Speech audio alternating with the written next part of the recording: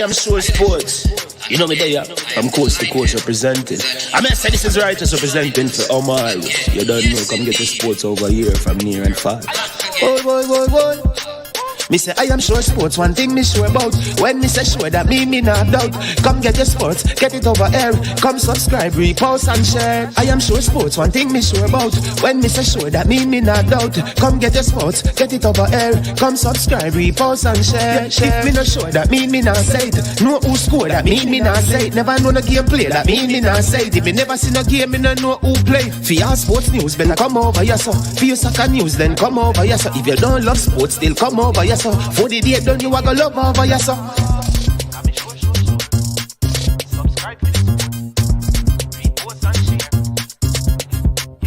So when it comes on to behavior concerning football, Jamaica is decent. I am sure that if we can get all of these things done, set in place by the end of April, it gives us enough time before the World Cup campaign. Not afraid of no Brazil, no Argentina with these crapper players. We are good enough. Remember to like, subscribe, share. Listen, comment. Let me know what your thoughts are. Trick Nick Jerk Marinade gives your meats and vegetables authentic Jamaican jerk flavor. The spices are directly from Jamaica. Spices like jerk seasoning, allspice, Scotch bonnet pepper, fresh scallions, thyme, ginger, and garlic. The key ingredients to a great jerk marinade. 0% sugar and low in sodium. You want to try it?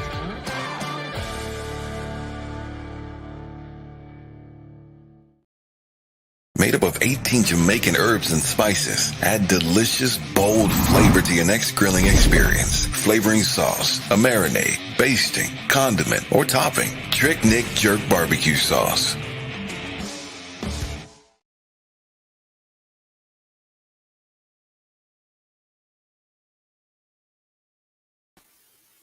All right. Welcome to the channel. This is Manning's Man, operating from one of our undisclosed location. Hope you're doing well. Hope all is well. Haven't been with you for quite a while, but I'm back now. You may be noticing a change in background, right? Because again, we are in one of those undisclosed location. The lighting is not the original standard, but we had to come on and give you a video today to kind of share some information with you. But I hope the, the location is not so undisclosed at all. Everybody kind of figure out. Don't worry, tomorrow it will be finished and you will not know where I will be coming to you from. But welcome to the platform. I am Manning's Man. It's always my pleasure to be with you. I need to know if you're hearing me clearly, right? Because as you can see, our setup is a little bit different than usual. 20, Jason, Peso, KS Sports TV, and all the others. Welcome.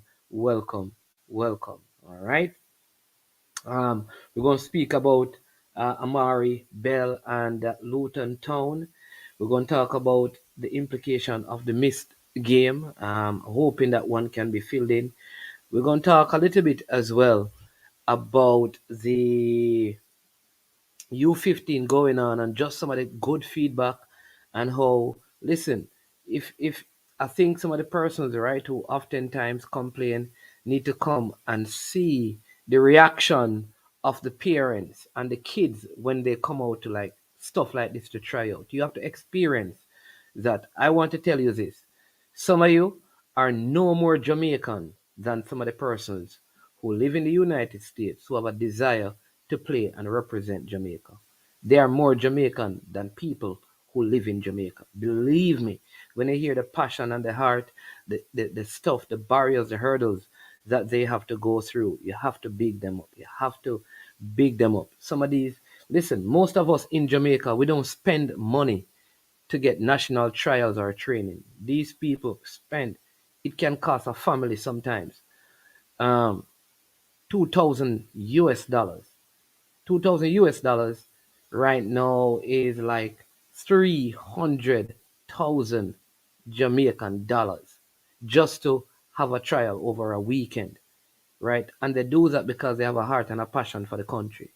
So we should never ever question the commitment and the loyalty of people here.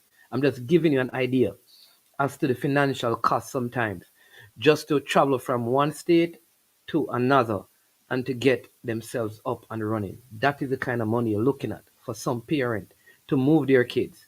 So so I think, you know, that is it. You understand me? We need to consider that when we address certain matters. All right. And since how I'm shaking, so brethren, um, the interviews. Listen, I'm very apologetic for the wind you're hearing in the interviews that we do. It is extremely windy out here in Florida. Sunny. It's good that the wind is here because without that, then it would be some serious um, implications, right? You know, say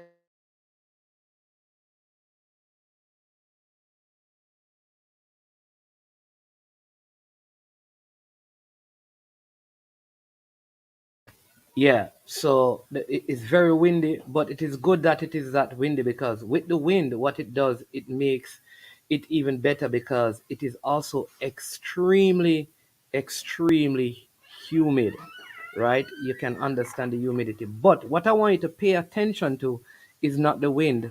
I want you to pay attention to the the information, the questions that are being asked and the responses. That is key because what you'll get is a fulsome understanding of the importance of something like this, right? You will get a fulsome understanding of the importance of something like this to all the parties involved.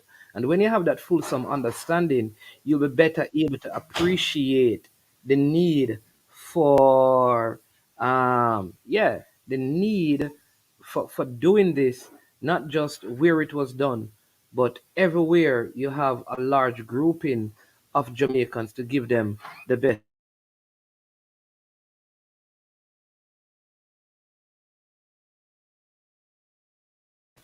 All right. Don't worry yourself, Fresh God. I'm going to respond to you. I'm going to respond to your number one badness. I'm going to respond to you. I'm going to respond to you all. I'm going to respond to all the questions, but it's very important that we get through our our most important stuff first, then we get to those things. So let me give you some EPL action today. I love the results today. They are working in my favor. Chelsea and Everton drew 2-2. Thank you. Southampton and Tottenham drew 3-3. Thank you, Southampton. Thank you, Everton. Brentford and Leicester drew 1-1. Thank you, thank you, thank you, thank you. Aston Villa, they won their game by 3 goals to nil.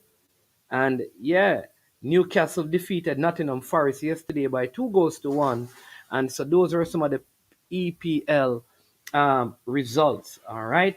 So let me get into one of the matters. So Jamaica, as you know, the national team, the senior national team, they were scheduled to play Guatemala in April the 15th at the New York at the Red Bull Stadium. That is in New Jersey, New York. That game is officially called off. Now, what are the implications? Is the statement is the implication of the missed game. So the question is, what are the implications? All right. In the meantime, just hit the like button, people. Let me give you a minute to like and share. I'm going to do that right now. So let's share it to some people and then let's go. All right. So 1 minute to like and share the video. Subscribe if you have not yet subscribed as well.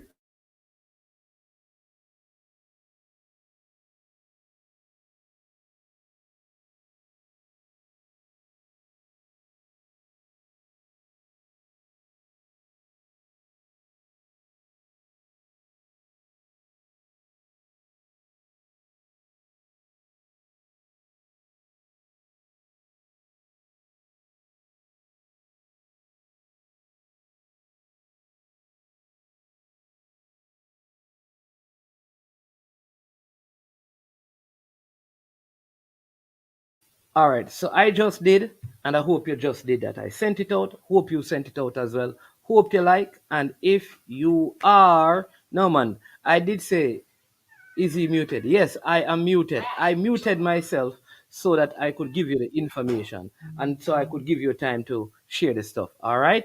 So here we go. So the Guatemala game, it has been put off. Now we haven't really gotten information as to why. But what I know is that if you remember when the coach did his interview, he said that he had 4 games, 2 against Trinidad, the one against Mexico, and the one against Guatemala. And part of that process would have been one, some players would play in the Trinidad games, right? Some would play in the Mexico game, and then others would play in the Guatemala game. And in the interview, if you remember, he said that this would give him an ideal opportunity to look at as many players as possible. And in that way, he would now be able to better select a group of players that he could start working with for the Gold Cup. Now, it would mean that some players were told, we will not, you don't need to necessarily be in the Trinidad game because we're going to play a game in the United States where you'll get an opportunity. So now that there is no game, what will happen to those other players? Probably players who play in the MLS that he hasn't seen yet play, players playing in the USL Championship or USL 1, whatever level, are college players who are there who think they deserve a shot. They weren't invited to the Trinidad and Tobago game. And now the Guatemala game is where they would have showed themselves to the coaching staff. Now that that game is gone, will there be a next opportunity? My suggestion would be that we find a way to play a game even though the Guatemala game is gone. All right. Now it may not be as high profile as Guatemala, but maybe we could look at going back to Trinidad. I don't know if the players would be released if the game is outside of the United States. Or we could see if there's some way Jamaica and Trinidad could meet somewhere in the United States, maybe somewhere in Florida, not one of the bigger facilities or stadiums, just to play a game there to give the players an opportunity to display their skills and talent before the court. Because, again, we believe as many players as possible must be given an opportunity to display their skill. And if they are good enough, then they can be selected or they can be a part of the team. Um, so we should find a way to play a next game.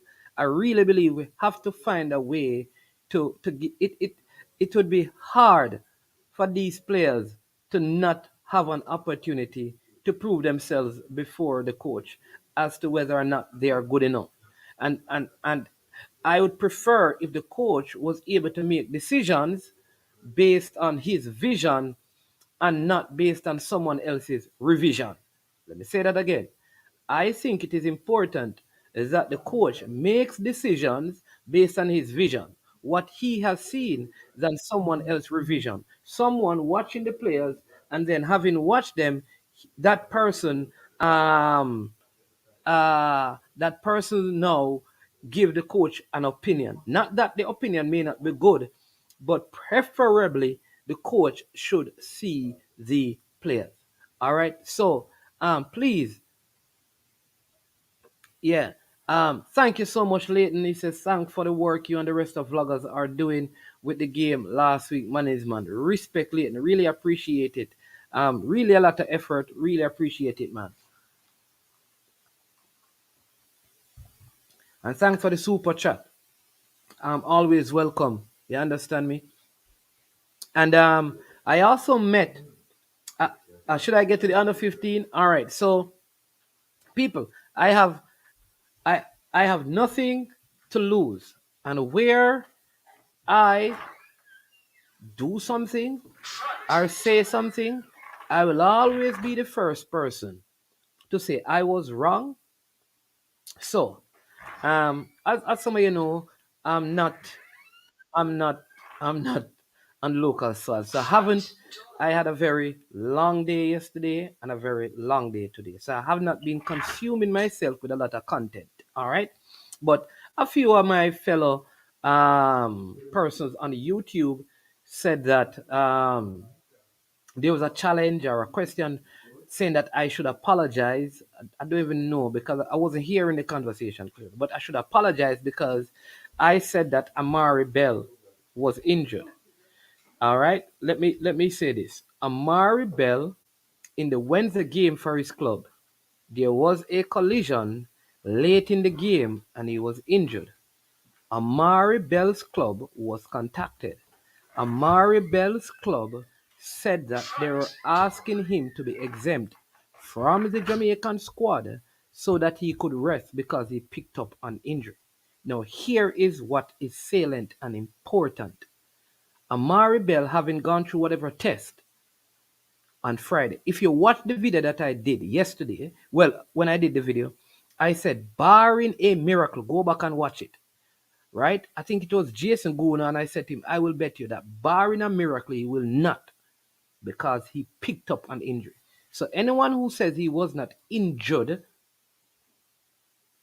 go and read the report. There is a report out there, but I will not put that out there. All right. So fine. So that happened with him. So of course, if you know football, there are players who go through tests because he has been very important. So he went through the test, and Amari Bell has stated unequivocally that he wants to come and play. So he is going to come and play. If it were up to the club, and here's why. We have a coach. Let me tell you this. We have a coach now that is abreast of the FIFA rules. So no club can stop the player. They can make a request and suggest that the player is injured. The fact that the player play means that the player can come and play for Jamaica because it's an official FIFA window. So the player has insisted and will be coming. You think I'm not happy? I am happy because Amari Bell in the Argentina game was the man of the match for Jamaica. And we need him. So that's not a big deal. But I am glad that I could have said something that someone else could create some content from, because that's, you understand. People, I'm not in a competition. All right, here's why. I'm running a race and I'm in a lane. And in this race, what the people in the other lane do has nothing to do with me. Do you get that? So, whether my time is fast or slow, my ultimate objective is to finish the race that is before me, regardless of those to the left or to the right. I'm in my own race. I'm in my own lane. I'm in no competition with anyone. They want to compete, let them compete. I'm I'm I'm on a project, on a different project. All right. So that is the Amari Bell issue. All right. I also said big up Live One Radio, 11 Radio. Big up. And listen, Live 11 Radio, Live 11 Radio. We have to make some connection. Elite Sports TV, Balakar. Yeah, until you can come to the National Stadium to watch a game, you should not get any Jamaica jersey, Balakar.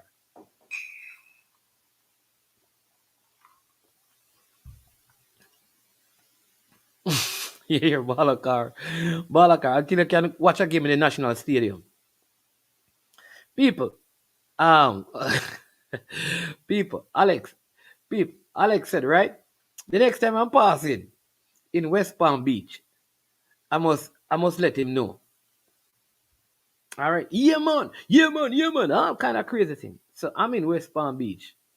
I'm say, Alex, I'm in West Palm Beach. Boy, man, man.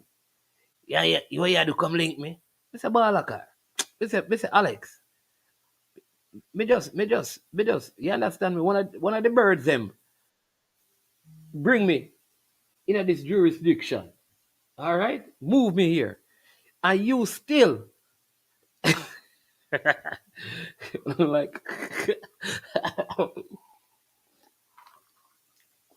what in my cup? No, thanks to Leighton people. Leighton sent a reddish looking super sticker, and bam, look at this. People, Alex start giving me a lot of excuses that me if you come link him. Mr. Alex, you say when me there hear something, if you shout you, me shout you, no, you give me a different instruction. So me say, Alex, Virgin just drive, come meet me. Yeah, the man I said, boy, man, the car this, the car now no gas. All right, me put gas in it. Boy, it need engine oil. All right, me gonna deal with some engine oil. Boy, man, boy, man, something lick up in the back of the car. Then Alex, where can I say car can boy, but Alex, what wrong with you, man? Big up yourself. All right, link up tomorrow, Alex. Link up tomorrow. They want me a thing. The man said the car want gas, the car want engine oil, the car the car want well the next thing name you have no what windshield wash, all kind of thing. Me excuses, fresh God. That's it. What kind of thing they wanna go on with? You understand me? Excuses, excuses. Understand me? But big up the other vloggers, David. Cool. No, not no man, not coolant. Coolant for the radiator. Um, but the windshield wash is for what you use to wipe off the windshield of the car. And then when everything done, now inside the car. But anyways, Alex, we are gonna link up because we have to pass West Palm Beach. You know the thing already. Understand me? Yeah. But so that is where that is concerned. But big up to Jason because Jason is in the place and we're gonna link up tomorrow. And I saw Mark Lewis. Mark Lewis is here to one of the subscribers, and his son is out there. Good centre back. All right. Yeah, understand me? Yeah. All right. All right, Balakar, you go call in, man from Chilani. Yeah, man, Balakar, you can call in, man. Hey, people, I'm not telling you, make sure you see a WhatsApp to call in. Because you see, if you don't call in on WhatsApp, on the money, I got done. A red water, man. Easy on yourself, man. A red water, man.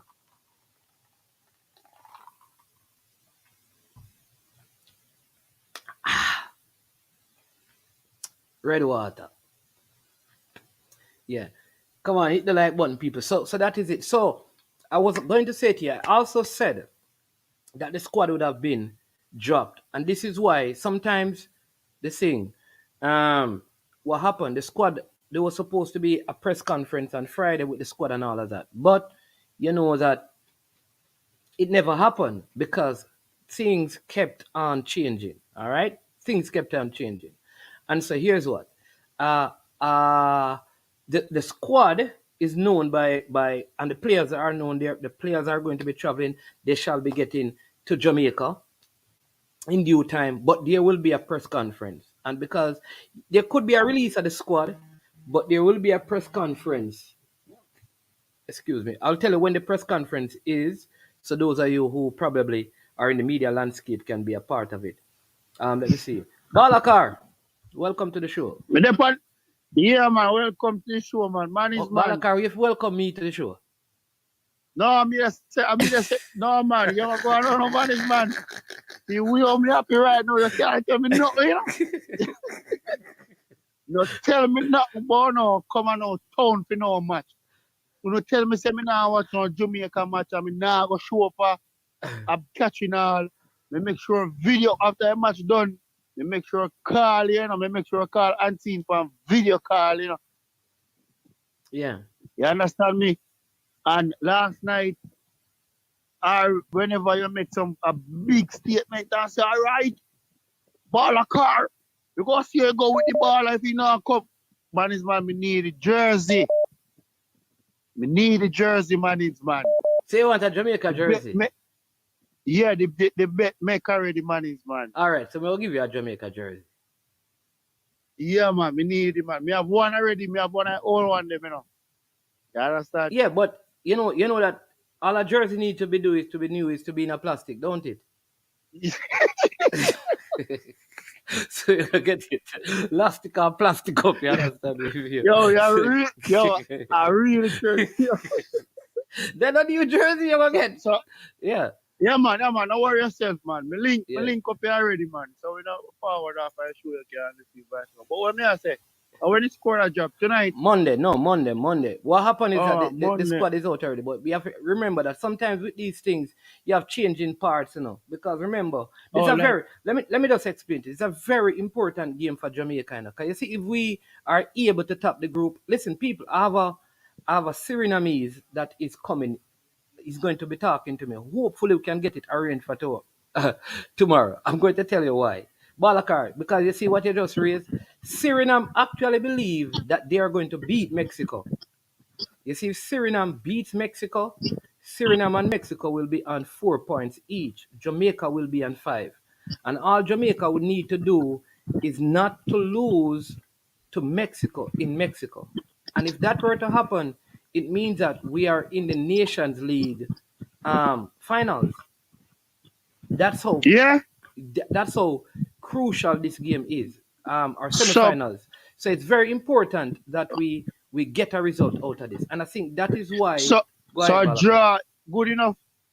A draw is good enough if Mexico loses. If Mexico draws the game, a draw for us would mean that Mexico and Jamaica are on 6 points, and Mexico would go through because they would have scored more goals than us.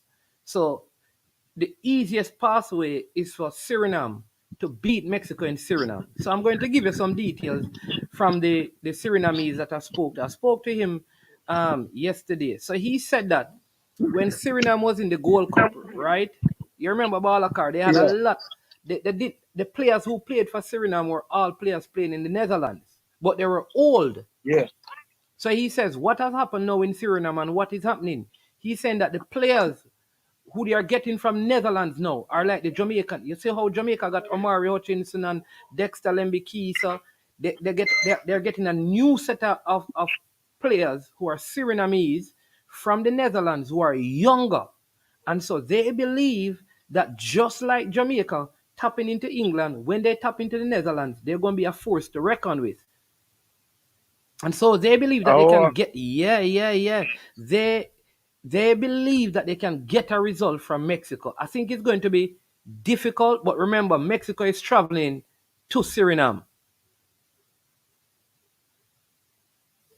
Yeah, that's what the fan is saying. He's saying that they are changing out, so they are getting younger players. But like, listen, in fact, he went as far as saying that he's going to come and tell me why Suriname is going to be ahead of Jamaica. People. Bravo, Rich Squadron. I said to him, I don't see that happening right now because Jamaica is also getting young players in the highest leagues as well. And players and young players and Jamaica moving out in Europe too. Exactly, Balakar. It's a up for free. But we want everybody on board. We want we want the people them up in a JFF to do the right thing. You understand me? We don't want no argument. Every coach they want this, the coach we want. You understand me? Yeah. Are they the things that we want, man, and you me feel say youth them and we have Jamaica right now, youth them. Yeah, but you know what, Balakar, do you realize that unfortunately some old people go get left outside and I just see fact. You understand? Yeah. So I understand in a Balakar. A lot of the nations, here's the problem Jamaica have.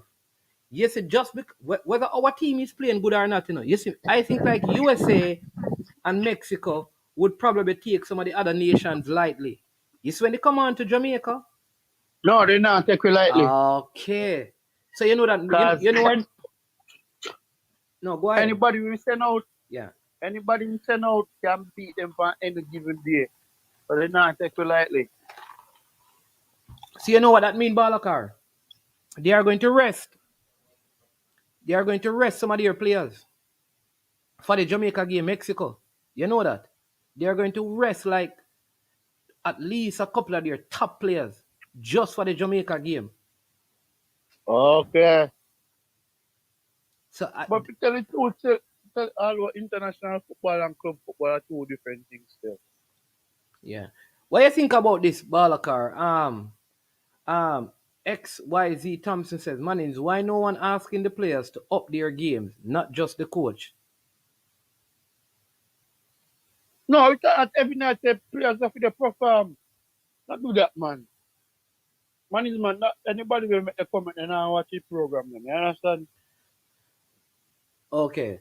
So you're saying the Yeah, players yes, I know man is the man. players need to up their game as well. Yeah, man. Me believe in a man is man. If a baller they perform and the next player they on a bad form, me feel say the baller where they perform deserve a chance to because 2 years can pass and in the no farm. They not gonna look on him. If I get me I say, you understand? Yeah. Yeah. So Yeah. for instance, like our CFAS at right now, he get a call and he do good in our national team. Or he do good. Yeah, alright. Then now call him up now. And 2 years pass now and he get cool up and we not hear nothing from him again. Then now go call him. True. Because he not do no damage, he not create no wave. You understand?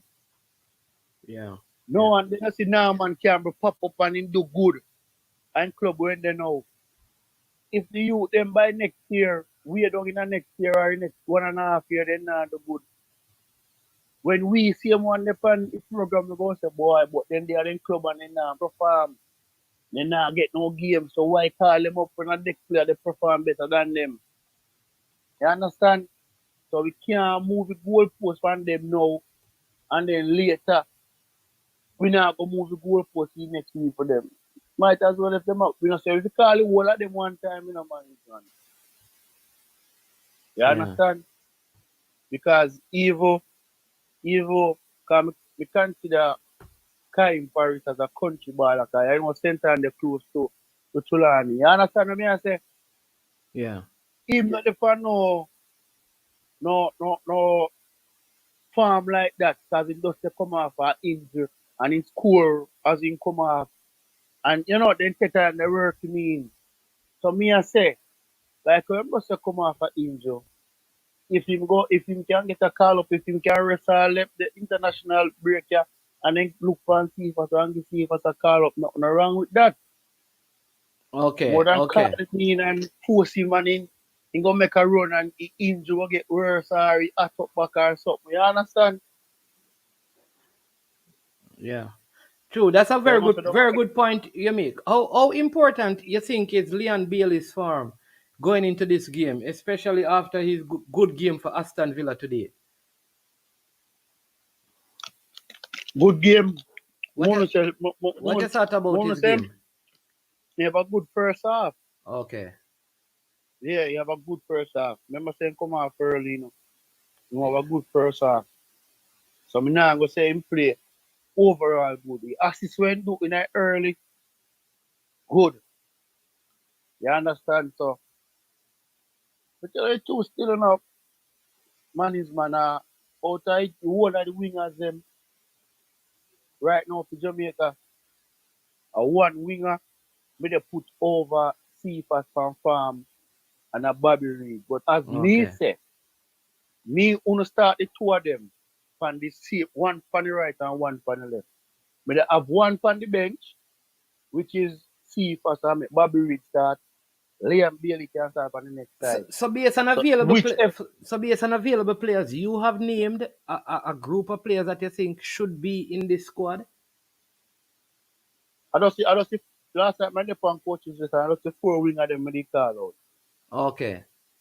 Yeah, that's you know my that's my So who would opinion. be a center forwards? Shamar Nicholson. No balls off you up there. But that carry Gray because we need to find forward. You understand? How much forward do you carry? 4 or 3? How much would you carry? It's one game. You don't need 4 forwards. 3 forward. Yeah, I think so because it's one game. Yeah. You probably want to max So out your squad depth in your midfield just to make sure you have yeah. a few options. So if more carry Shaman Nichols and Andrew Graham, that's squeezing Whisper. Yeah, The say only reason why well, I know the only reason why I'm not say Chevante Stewart because Shaman Nichols and Andrew Gray with a point man like you understand a centre forward we can you not turn them back. You don't want 3 of them like that. yeah. But so what about Corey Burke? Corey Burke is a part of the squad, you know. Corey Burke is in the squad, you know. Robert upon no farm management, I watch him pick up since the league start. What kind of farm you're talking? Is farm subject to him scoring and how many games have been played in the league for you to measure his goal scoring stat? How do you measure his farm? Seeing that the MLS has just recently started, how do you measure a player farm like that? Alright then. My apology on that. Alright, the league just start then. Why we go carry 3 similar forward to play? Corey Burke, alright. What more leave whisper right? So Corey Burke, Shamar Nichols and Andrew Gray. 3 same striker, I know And man. Jamal Lowe. Me have Jamal Lowe and I wing, On the wing. Yeah, but he can play both positions though. Yeah, But yeah, all we right, do just that. leave him there and say you bring him as a winger. Yeah. For me, if we don't want 3 same forward. Probably out of them 2 forward there. Shamar Nichols alone can play like a 10. You Okay. wing, centre forward. You understand what So, I say? so what is the difference in Whisper's game from those other forwards? What can Whisper do differently? What can he bring differently from the other forwards that you have named? Why you would say that you would give him a call up because he offers something different? What is that different thing? Yeah, all right. We want him can come on and not just play as a post up striker, but a float on striker, just like how Jamal Lowe can play. Yeah, if I get to me, I say, I like how if you lay and Bailey play for Aston Villa, him can come and do that too.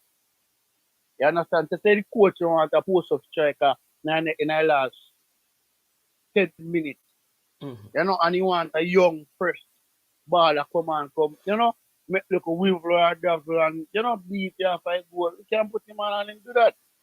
In my opinion. Okay, yeah, man, we know his opinion. But Yeah, yeah. do you think though of all the forwards that we have, Corey Burke, if you're gonna play like a pressing thing with the forward, he's the best person to do that. Do you think so, or you think there's a next one who can do it better than him?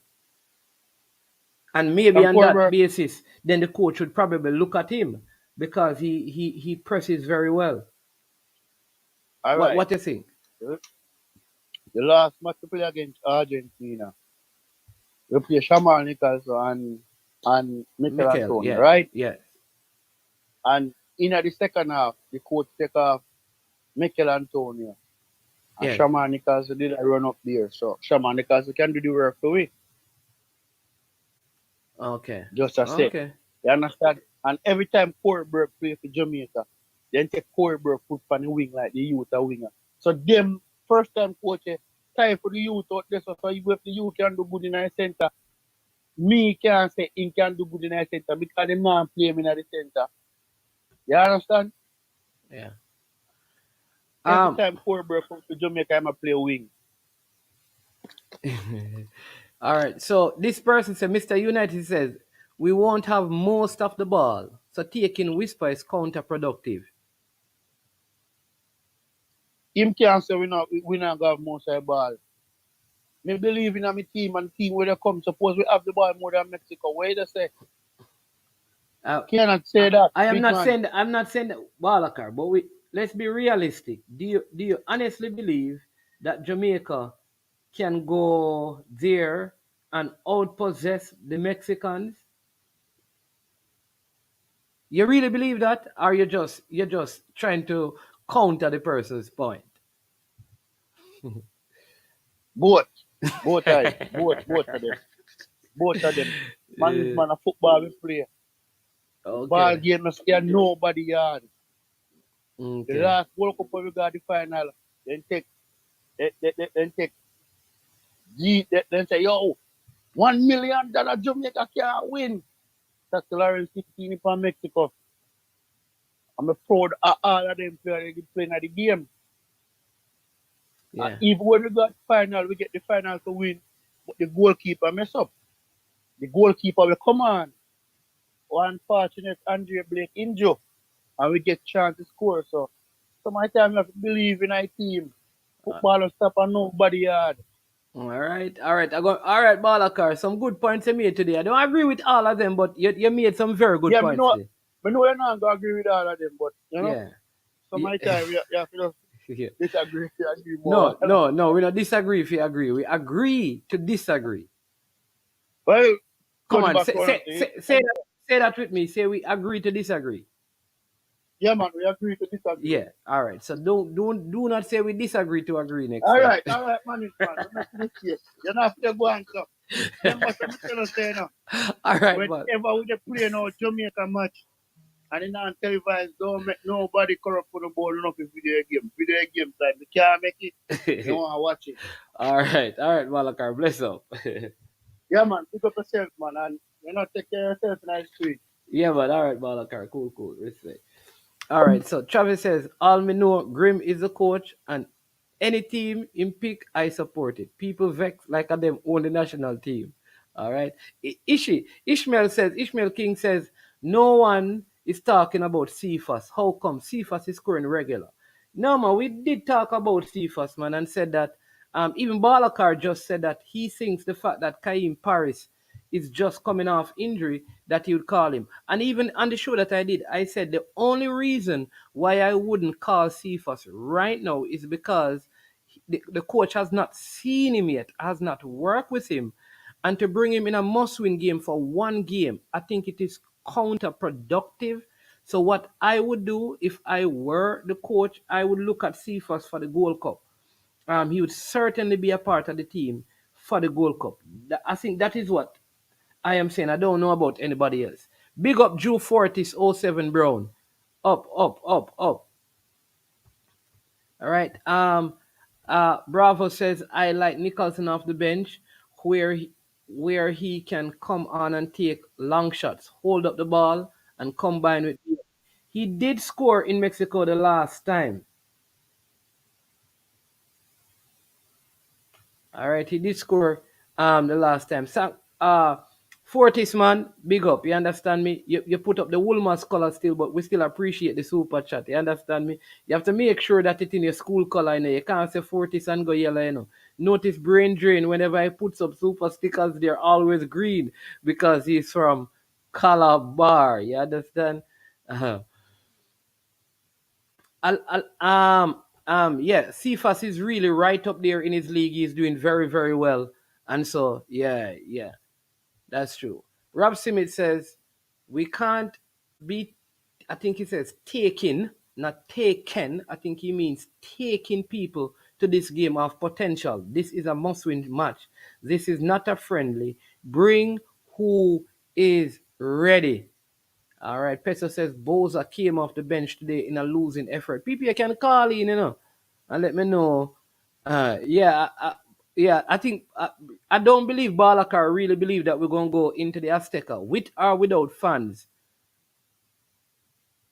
and out possess or outpass Mexico. I don't see that happening right now. All right, so for the people who said that Bell was not injured, let me just I did go over it, so let me read this again, right? It's there. Luton defender Amari Bell is a doubt for tomorrow's trip to South Sunderland after picking up an ankle problem during the latter stages of the 1-0 victory over Bristol City on Wednesday night.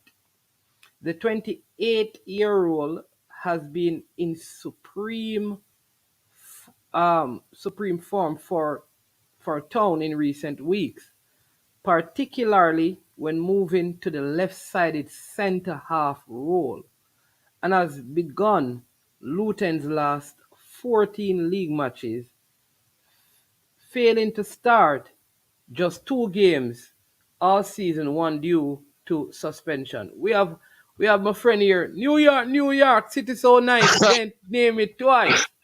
All right, Kingston. I don't have to say nothing more. You know the modus operandi of Dago. Well, I'm glad you're taking calls, man, because this is my thing now, and I'm trying to tell people this is not a little we call it a corner league thing. This is not a money cup thing. This is not a meet. This is for the millions of dollars to qualify for the World Cup starting program. So we don't want people to talk about who they like. We want to know who is best and justify why they think this person is best. That's why I want to talk to you, Manix, man, because you're close to the thing more than most. Yeah. So I got some players now. I'm telling you, if you agree with me or you have somebody better based on your exposure. I'm just telling you what I've seen. Yeah, man. So I'm limited to you. So I want to learn. Now, my 3 forwards up front, because I hear it's a 4-3-3 now, which is what I love. That's my system. The great Brazil side of 1970. I've got Leon Bailey. Well, Antonio is hurt, so Shamar Nicholson. And my third forward is Amari Gray. Tell me yes or no, who would you take out and where you agree? At this time, I would have started Amari Gray if he had his Jamaican passport. He had some challenges and it is not ready, so he will not be a part of the squad. But going ahead, he would be it would be a fight between him and Bobby Reid, because Bobby Reid also has been in superb form for Fulham in the Premier League this season, one of their best players this season. Okay, so great. So you're going to use. So you agree with Shamar and Leon. So you have Bobby Reid now as the third forward. Yes. I can't argue with that. Yes. Okay, let's go to the midfield now, Professor. And we 3 midfielders. So we're talking about the number 6, the number 8, and the number 10, or even 2 number 8. I have got. Well, I had Bobby Reid as my number 10. So you're going to have to help me out now. Who's your number 10 now? Who's the attacking midfielder for you? All right. We have to find a way to play Robvel up there. That is where I think he can be the most effective, given his age and his lack of mobility, player further back in this team. If Demarai Gray was available, it would be a good option to put Bobby Reid there. But because he's not, I'm going to keep Bobby Reid out wide. Ravel Morrison would be the ideal person. I would not put Amari Hutchinson in there because he's a young player. But if Ravel is not getting the work done, then I can always bring on Amari Hutchinson, who can play in that position.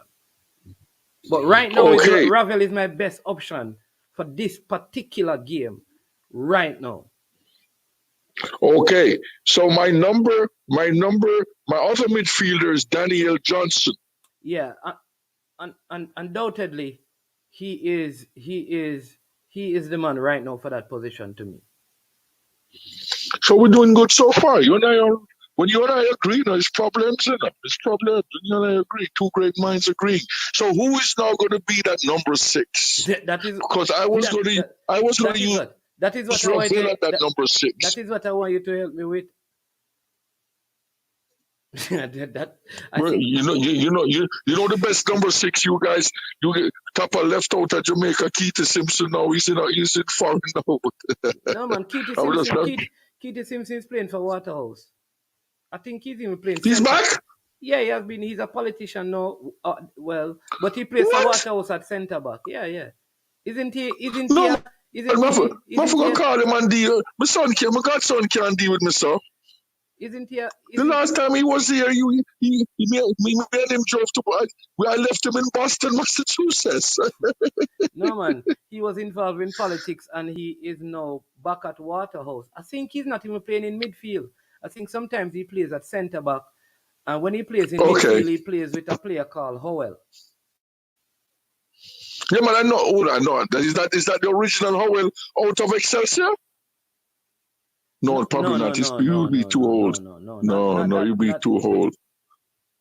Not that old. Oh. So you have to help me now. You have more information than me. I'm going to tell you right now. I think the biggest problem we have is the CDM, and honestly, the options out there are right now available options: Kevin Lambert, Damian Lowe, Devon, Speedy Williams, and a young player. Two of the young players who one have not played a game yet. Dante Casanova from Tottenham, who came but he didn't play. And Delano Splat, who is more of a box to box. So, or somebody saying, or Michael Hector. So the problem. Somebody saying that speed. So let me give you who's out for me who I've seen and just them if that is your option with problems. Okay. Damian Lowe cannot play defensive midfield. I'd rather even use Richard King over him based on what I've seen. If I'm forced to use somebody over him, definitely, and leave him at centre back. Okay. So if we have nobody, definitely. The next one now, Speedy can't play. Michael Hector out. Okay. So based on what you're telling me then, because I had Richard King in my centre half. If we have nobody, and I hope they're playing Richard King in the Premier League in the defensive, because he seems to have composure the passes, I would put him there. What says you? He has played 2 games in it, but here's my one issue is that do you want to throw him in a Mexico game for his first international game at a stadium in the Azteca? That's where you want to. That would be to me a baptism of fire. That's what you have to tell me now. So you have to put somebody in. So who give me who you put then? But honestly, I'd have to work with what you say because the other person is Kevin Lambert, but Kevin Lambert is captain in his team and playing centre back. He's not even playing. He's not even playing midfield CDM for his club team in the USL Championship. Yeah, I like Kevin Lambert one time, but he Tapa missed the opportunity to play him and give him that experience there. So, we have to. I'm saying I would default to Richard King unless you have somebody better. The Casanova guy I've never seen.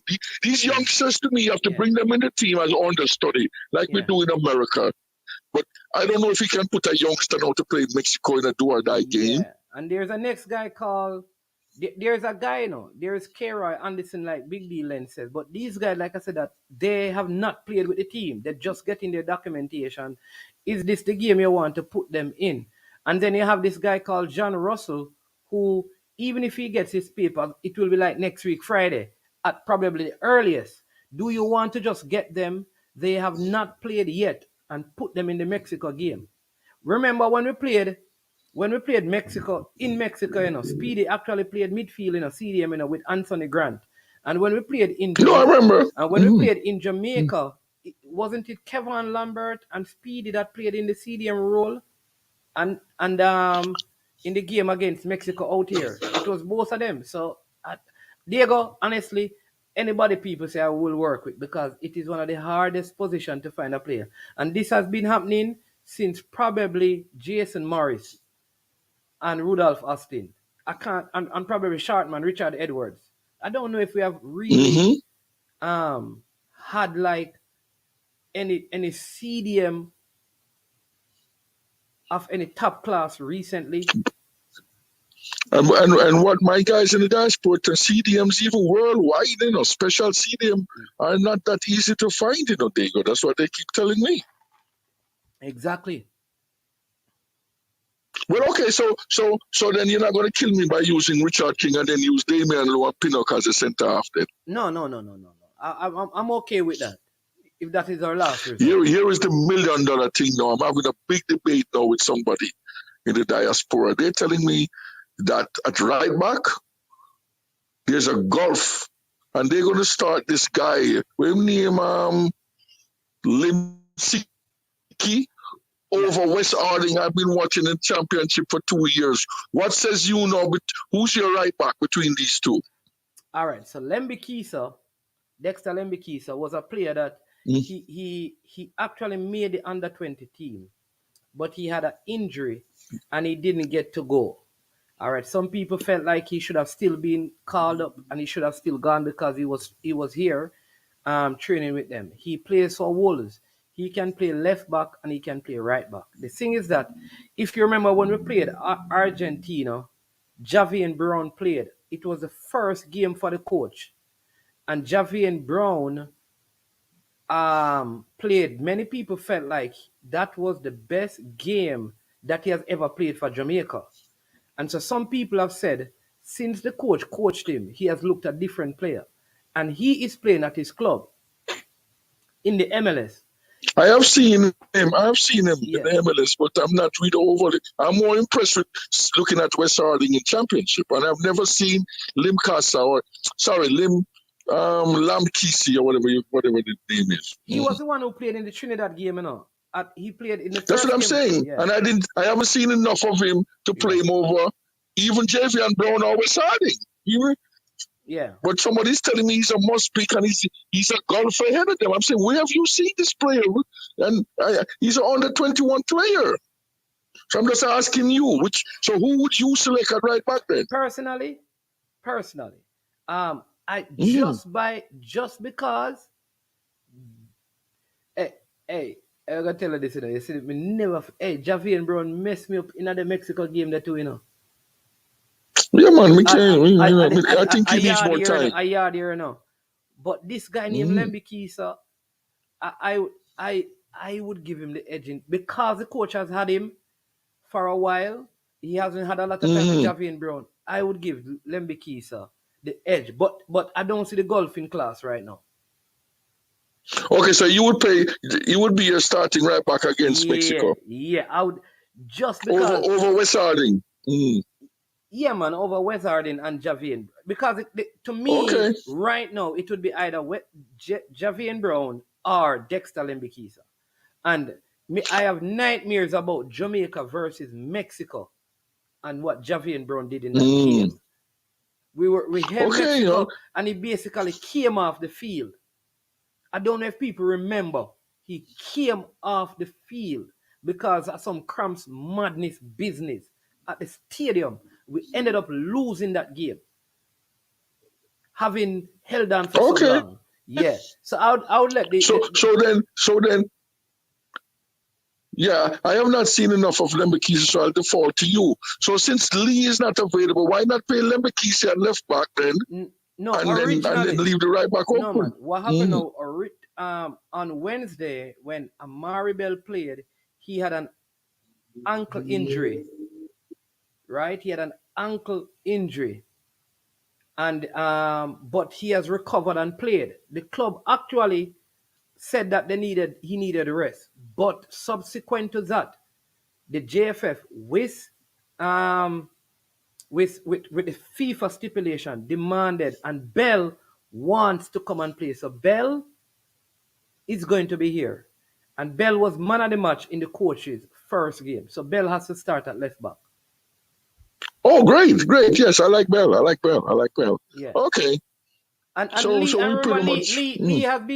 Lee has been like slowly recovering from injury too. So he may need a little bit of time and pace to get And the good thing with Bell is that Bell, you know that Bell can play. He can also play center back because he plays as a left-sided center back in a back three. Yes. For his club. So if you want to go to a back three, you could easily put him there. Right, because Bell is a championship in Luton Town, right? Because I tried to watch the Reggae Boys in championship. Yeah, Luton Town. So this team can beat Mexico. I don't know. I mean, I think this team can beat Mexico. Mexico is not unbeatable. No, but you know what Mexico is doing, Diego, and this is why. You see, when you're good, sometimes, like if somebody is going to debate, say they're going to debate unseen, the one in the comment section, they would not go and prepare.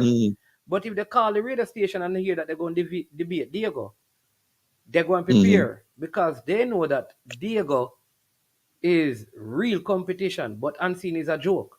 So here's what the Godfather of Talk Sports Radio. So so they know they have to come to beat the Godfather. Right. Yeah. So when it comes on to Jamaica, Canada, Mexico, USA, they don't play around. They bring their strongest and toughest team at all times. What I mean by that You're is right. that they are going to rest players for the Suriname game to ensure that they have their strongest possible squad to play against Jamaica. So while I want Thank you. Yeah. So we have to also be. But Manixman, that's we have what never defeated you need. Mexico in the Mexico, Diego. Listen to me, and I don't mean it in a negative way. It's just exposure. And your fans in Jamaica who are not exposed to big money professional sports the way we are every day, they have to understand that this game is all about, and this campaign is about millions and millions of dollars. They can't treat it like it's a little Manning Cup team you select or a little local team. They have to, and Mexico and USA and Canada understand that. Yep. You have to be careful. So when you're talking about playing certain players and like a high school, you have to be careful. This is Mexico. You know? Listen, we have brought Fitzroy Simpson, Paul Hall, the Walter Boy, the Anand Delos, Ricardo Gardner, when we qualified for World Cup and couldn't beat Mexico in Mexico. Definitely. Mexico is a serious team, yeah. You understand me? The USA has struggled to beat Mexico in Mexico. Very few teams beat them there. While it is possible, it is an uphill battle. What I will say is that I would love to see if Suriname were to get, because remember how this is, remember this. Remember we're on 5 points, right? Mexico is on 4 and Suriname is on 1.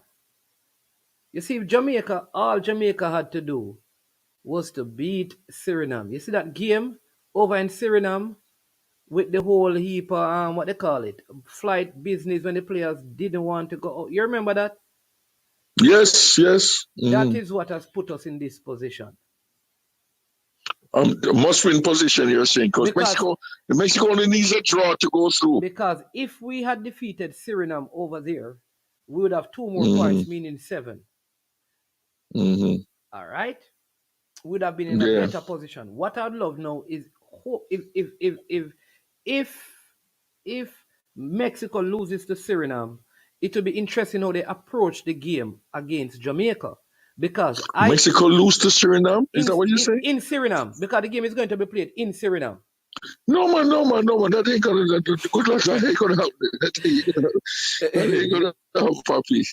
We have to come prepared to beat this team, man. Yeah, man. Because my point. Boy, I miss you. I don't mean to change a little bit, boy. I don't get to discuss the cricket with you no more. We see you. West Indies have a big win against South Africa today, man. Oh no, man. Big win this one. Tell the people, man. Hey, listen, Diego, let me tell you. West Indies broke me out in the test series again. We couldn't watch the one day. I was so disappointed in the man. Especially the first game. Having had them down and let them come back. You understand me? But you know, when you're a Knickerbocker fans like me, 50 years of not winning, and a Liverpool fan in the old days, so you don't know. I'm kind of used to these things, It's just a passion. All right, when is the squad going to be announced now? That's the key. You're going to have it on your show. Monday at 10. Because what happened, is that it would have been named on Friday, but because of the Amari Bell and a couple of other situations, they had to know, like I said, basically remind people that there is a rule, there is a thing. You have to release the player. So now that the players played, Mm-hmm. the arrangements have been made. The press conference will be probably on Monday, right? Because when I think the So coach, are you going to be there and it's going to be on your tube? I'm going to try and get it. I'm right next door to you, you know. We're a couple of hours away right now, you know. What? Then sorted, I tell you, man. No, we haven't talked. I don't say because we just talked to Soto don't mention that to me, man. All right, genius. So we're good then. yeah, We man. have to go link up, man. All right, say no more. All right, so pretty much you and I agree with the team. The only one issue I had, I never saw this guy Lambi Kesey, and I had West Harding was looking good for me as a permanent starter in championship, looking good. So I'll default to you because I've never seen Lambi Kesey except for the other day against Trinidad.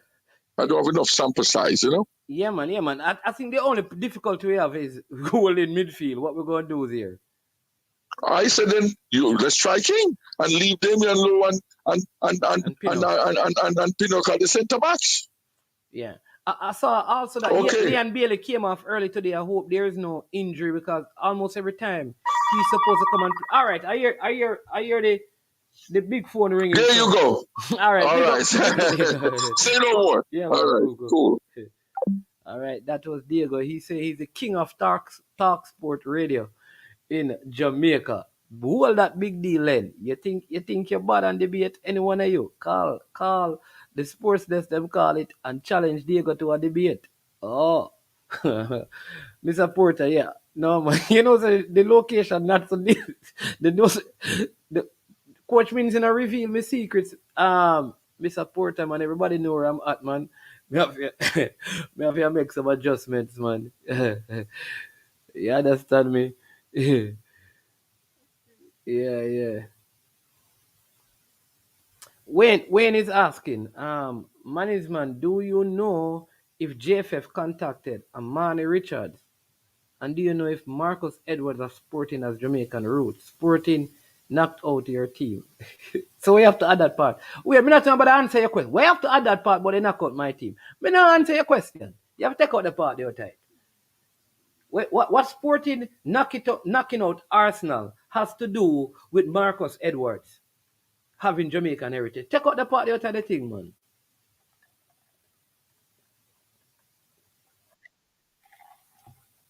People think me should answer him. Me not answer him. Because Arsenal getting knocked out by Sporting has absolutely nothing to do with whether Marcus Edwards have. Yeah, but he is Jamaican. He has Jamaican connection. Harry, man, the team will be on Monday. Yeah, Rob. So I realized that it was crazy because I did videos talking about it. Yeah, a coach means to compromise the location with no RR is that the birthday. People, we're doing some work with the recruitment, the trials out here in Florida. Yeah, man. So we're meeting up some of the people and stuff. It has been going well. Listen to the parents, right? Like I said when I started, unless you hear from the parents sometime, you don't, and the kids, you don't realize. Let me say it again. You don't realize how much these people really,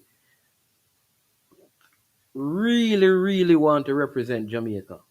You hear the passion when they speak, and I'll tell you, a lot of you think it is easy. When a person, for example, travels, say, from Houston to Jamaica, all right, and they bring their child, that can run them up to 2,000 US. They have to come Jamaica and spend and stay. So when they do those things, think about it. Think about the amount of money they're spending.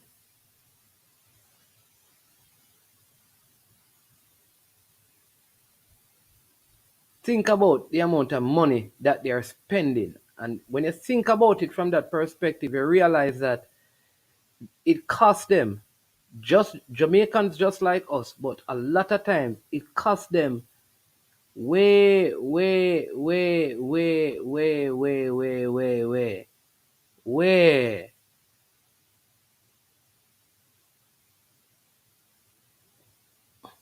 way, way more to do this.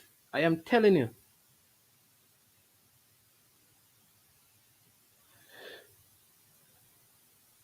Yeah,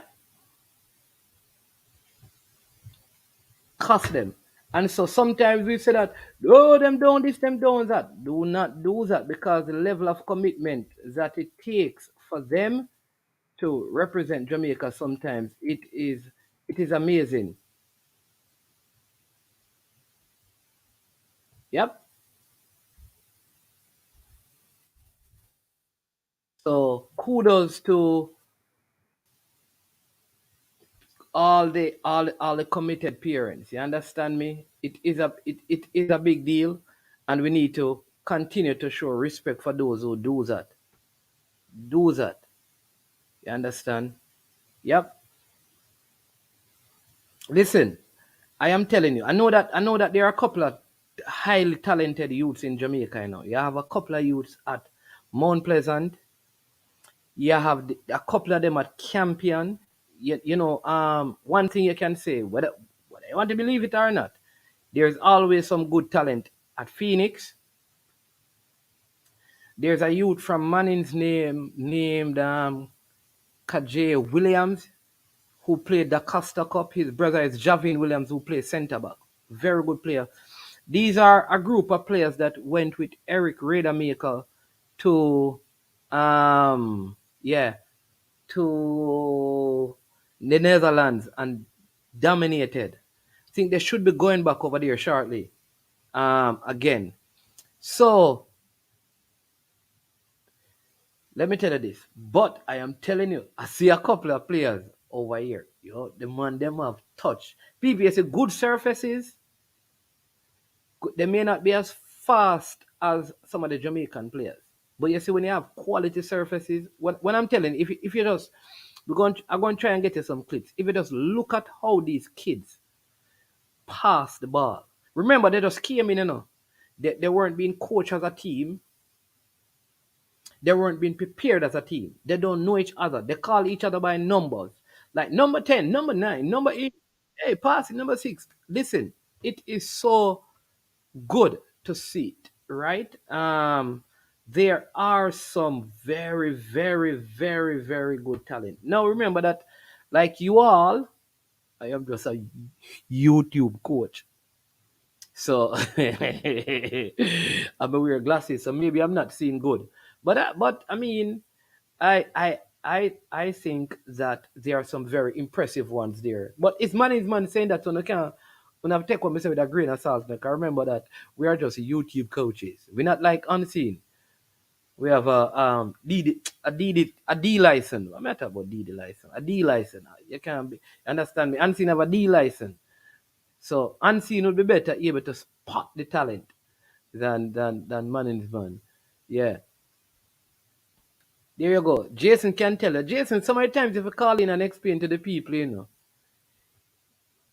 Yeah, I met him. Yeah, man, I met him, man. Oh jeez. Has a very strange name. Yeah. Very, like I said, that I don't see one kid that I wouldn't say don't have talent. Very talented. But like I said, I think it's going to be a tough team to make.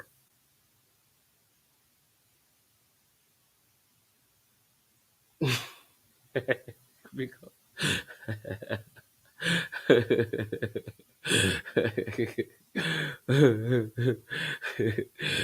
here's a real hard ball. Man can't carry that microwave looking TV in this living room. Yeah, what a face. Oh, Jesus, peace. This one says, I have a driver's license. Unseen, come and defend yourself. People them say I want DD. I want a D license you have. Unseen, do the C license today. Isn't the C license going on? How come you're not doing it? Unseen. Where's unseen? Hold on there. Unseen. Where is Unseen? And Cataract. Mr. Cataract forward on the comment section one time. Coach Minzy, where you going with?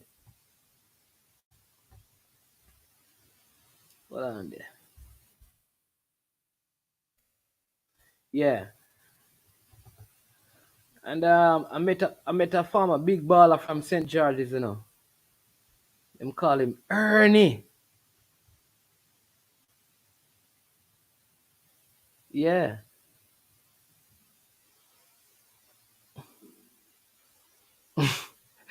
No man. You're D-Wave now though. You're D-Wave now though. Boy. You're D-Wave. Yeah man, hit the like button people. Let me see, we check what I'm going. Fresh God always stay on the like. People, drop some super chat now man. You see how some of the quality content, as I met some of the time, me not understand what going on. Some of the content then what we dropping from all these places for the people. We provide this kind of content, you know. If you support the thing, you know, man. Raise Unseen. Unseen, probably what time is it now in Jamaica? Unseen, no man, I'm not coaching. Unseen, where are you? All right, big up. Thanks for that. Yeah, I don't know what is going on with Guatemala. Big up, big deal. Thanks for the 500 pound the bossy.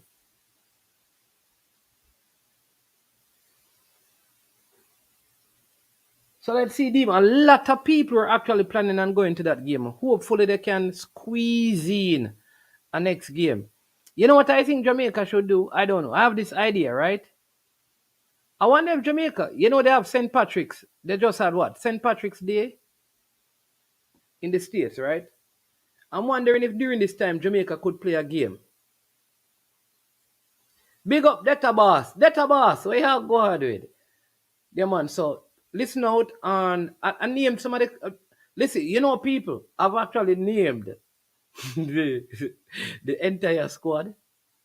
I named the entire squad now because I added the other names today, you know. I added Amari and I added Corey, who were not in the squad that I named. So you have the entire squad, you know. If you go back to the last video. So you're right, you'll see. But yeah, database at around 10. But you know that before that you may see people with it tomorrow. You know. The leaker is around, you know, and once the leaker is around, he'll probably leak it. So yeah, big up yourself, leaker. Unseen. Can't even call the money. Let me see if I can shout unseen. Unseen Vex. Unseen Vex. Unseen no Vex, man. Unseen no so man, run unseen out of the comment section. Let me see if I can get through to unseen. Yeah. Oh yes, Maxwell stop leak. Man is man. Oh, unseen, you know me have to call because the people them say you're Vex and gone, you know.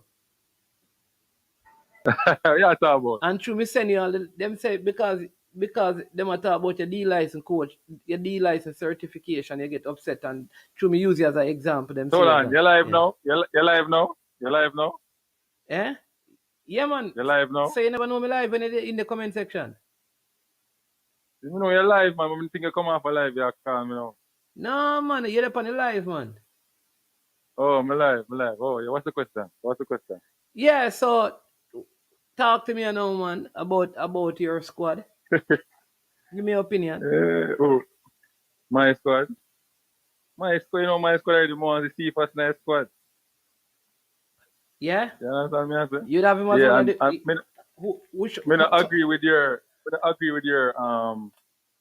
logistic where you use to FIFA out until the next match. my Because logistics. the coach, Hold on, yeah, wait, because the did coach, you just say my logistics? yeah, your rubric where you use, wrong word. Your rubric where you use to Oh, keep because I FIFA talk about out. logic, me never talk about no location, man. And see, man, keep You on the understand word what the I way mean? you're using us.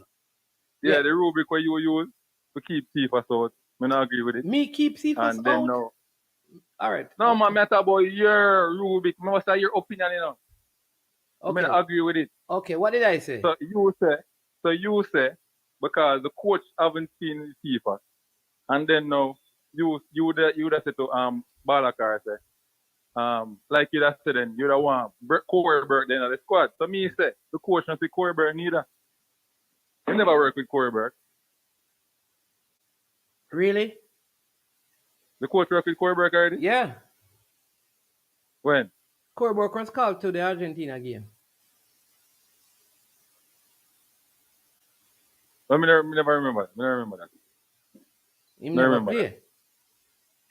He never play. Okay. But man is man. See if us in our league where come here people in the comment section talk about which channel National League come from and anything.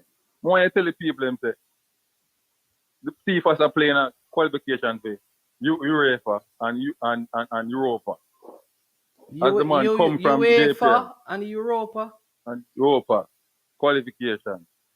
Right? No, And his team can qualify for the Europa League. Yeah. All right, and if not that, they can also play in the Champion Conference League. There's both of them and the Conference League as well.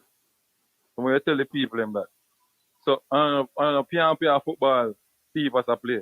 No, man, you can't. Nobody can disrespect the league. They were disrespecting the league that is Peso. No, Peso I say when I text them Peso dropping the thing I talk about which station, like him I say which station not National League play upon like him. You understand me? I say like him I say the league, a full league. So but what where can they watch the game? So because I think Rob saying he's asking you a serious question. Where can he watch the game? Simple. You type in VIP box and all the game them come up. Okay.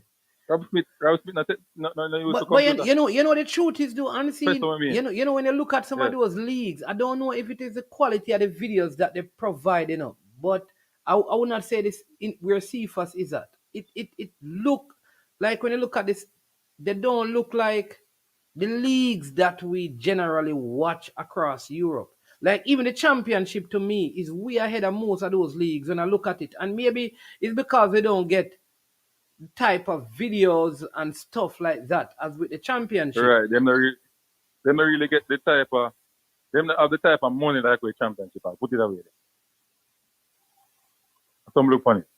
But CFAS are playing a high level league. No, let me tell you this. If CFAS is playing, no. Remember, I would never question the youth's improvement and ability. And I said it on my show Unseen recently that CFAS will, by this summer, I am confident that at the rate that he's going, that he's probably going to move to probably like Austria or Belgium or Switzerland, one of those clubs. Okay.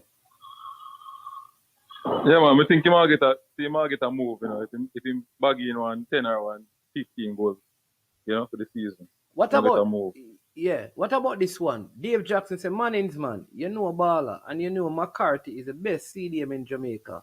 And them are pretty man age. Age not play football, him still competent. Well, JPL, remember the people have problem with that JPL thing there, and plus him age, him the far, boy, rough for McCarthy. But McCarthy is a good player, good defensive midfielder, if you ask me. But so do you think right now, like Mariappa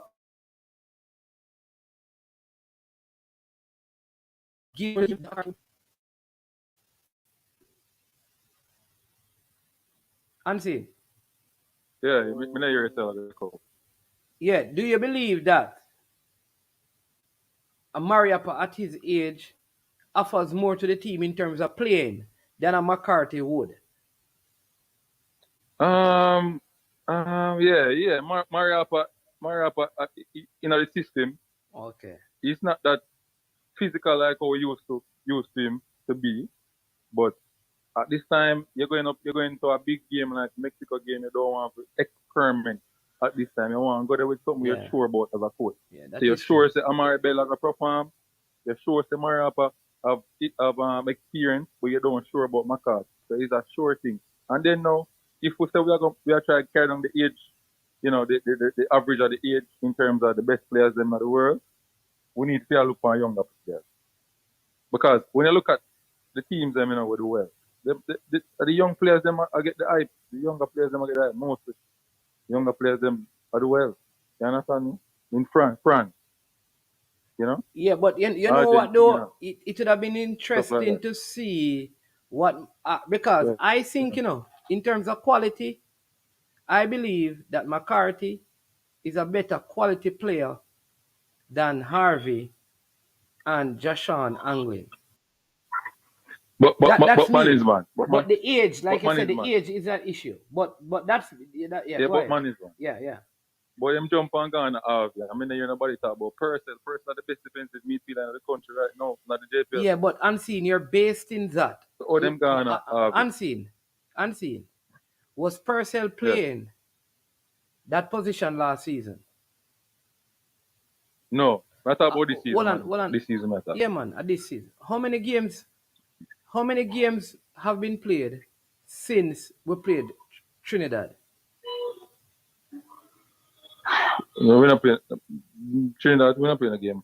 No, before we played Trinidad, JPL game, you're talking? when the squads were being called unseen, Purcell had played maximum, when the first squad was called, maximum 10 games in the JPL. Right? The other players who were selected were not selected only on what they did in the 10 games this season. But the fact that they have played for the national team and they have been playing in that position for a longer time. To me, Purcell is a makeshift holding midfielder that is doing very well. Doing very well. Yeah, because that's not his. All right. He's not makeshift. Tell me where else, what did he play CDM? But man is man. If you ask me, No, no, man. Answer the question I'm going to ask you first before you tell me. I don't remember which position he played for. Did Purcell go to JC? Yes, Purcell went to JC. Did he play CDM? I don't remember, man. Wasn't Purcell a wing back? Right. I think at that position he may have played. Remember, sir, right. Wing back. Okay. All right. Well, him that play, and I think at the same position that play Cavaliers as well. Wing back. There you go. So this season he has come in and he has done exceptionally well. He needs to keep on performing like that. Remember, unseen. If you go by one season, you know that many of them are, a lot of people are one season wonder. We see that even in the EPL. I don't think he has played enough games and have enough international exposure. But if you ask me who is the best CDM in the league this season, to be honest, I would have to give McCarthy, not Purcell. Me. But Purcell, based on his recent form, would be right up there behind McCarthy. But right up there behind McCarthy.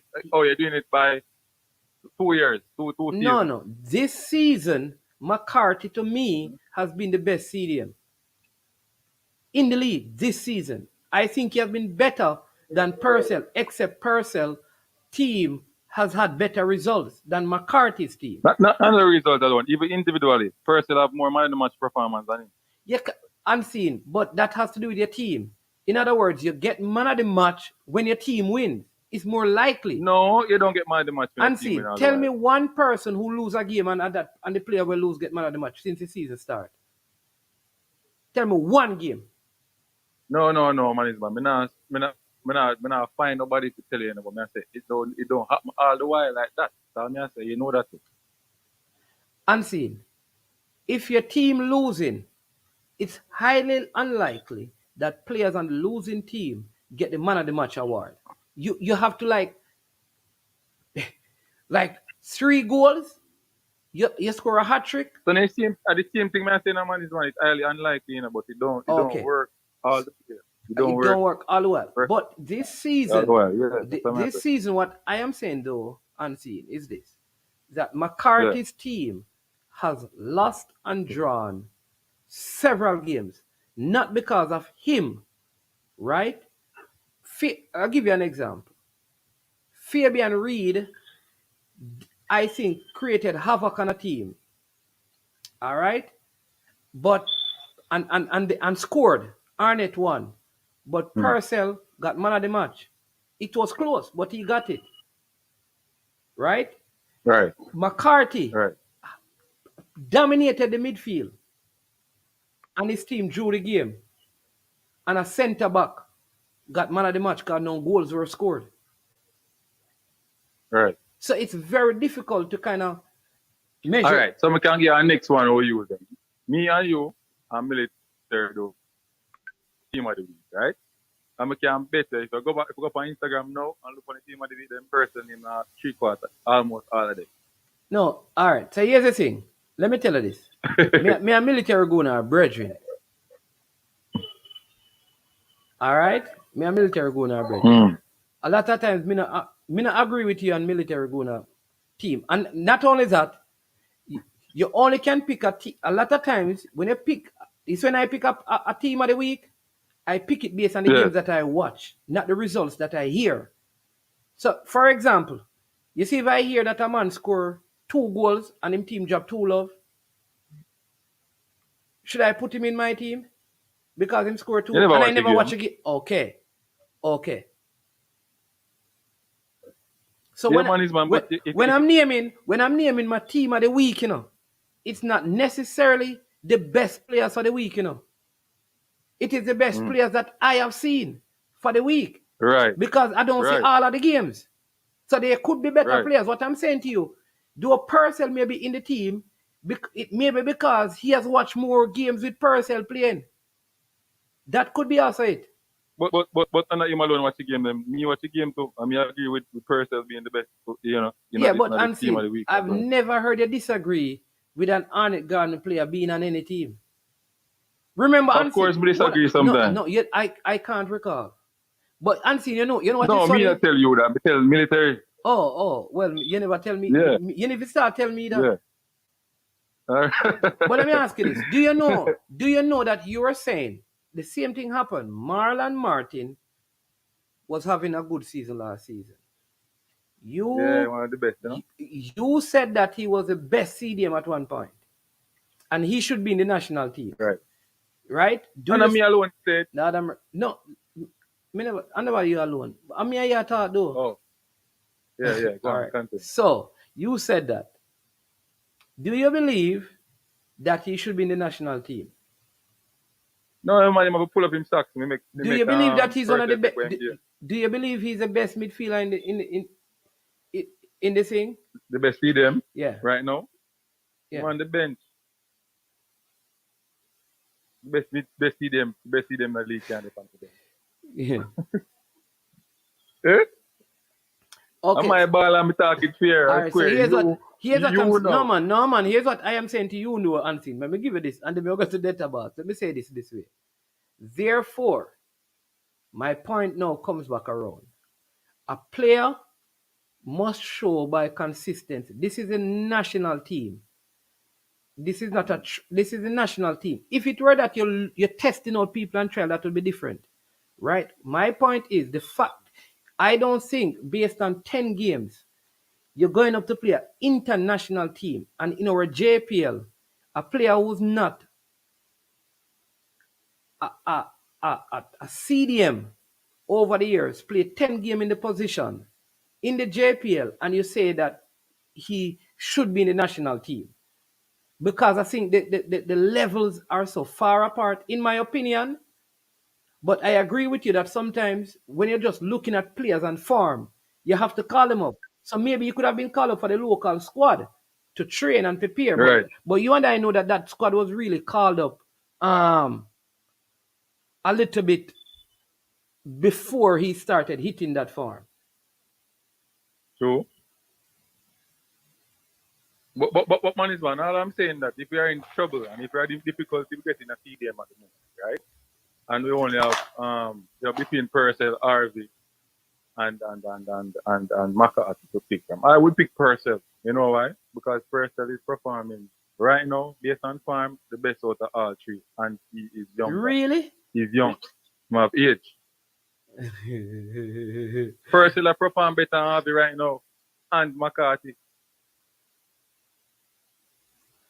You're a baller, no man, but if you talk the truth, you know. So what? You're a baller. No, but I'm telling you right now. No, listen to me. Right now, if you're going by form in terms of play, not what the team results are, I tell you, to me, McCarthy is the best CDM in the league. I'm telling you that. You are looking at the position of the team. I am saying to you, it's just like Glenn Rice. Glenn Rice gets into the England side. Though his team is all the way down away, almost relegation battle. How many Glen Rice? Declan Rice, man. Not about Glenn Rice. Glenn Rice, a basketballer. Okay. Declan Rice. Declan Rice. Declan Rice. Compare, I get paid, man. One say Campari. Yeah.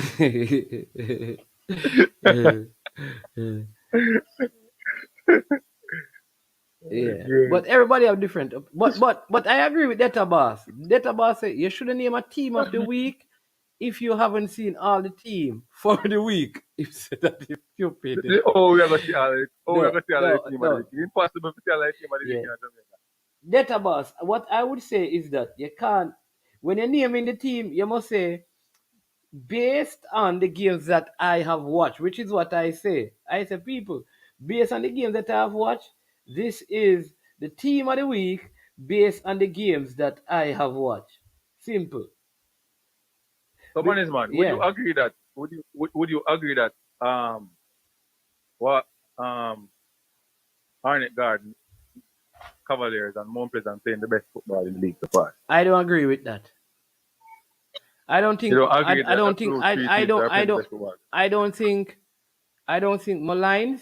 I don't think like Mount Pleasant has been playing the best football in the league. I don't think they're in the top 3, in my opinion. So who is playing the best football?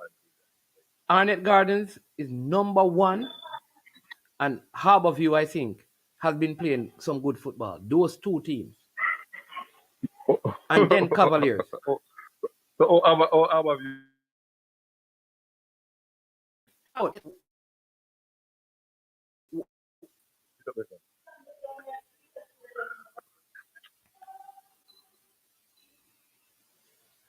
All right. So here's my thing. All right. Again, if you're going to determine who is playing best by results, right? Mount Pleasant is the best team.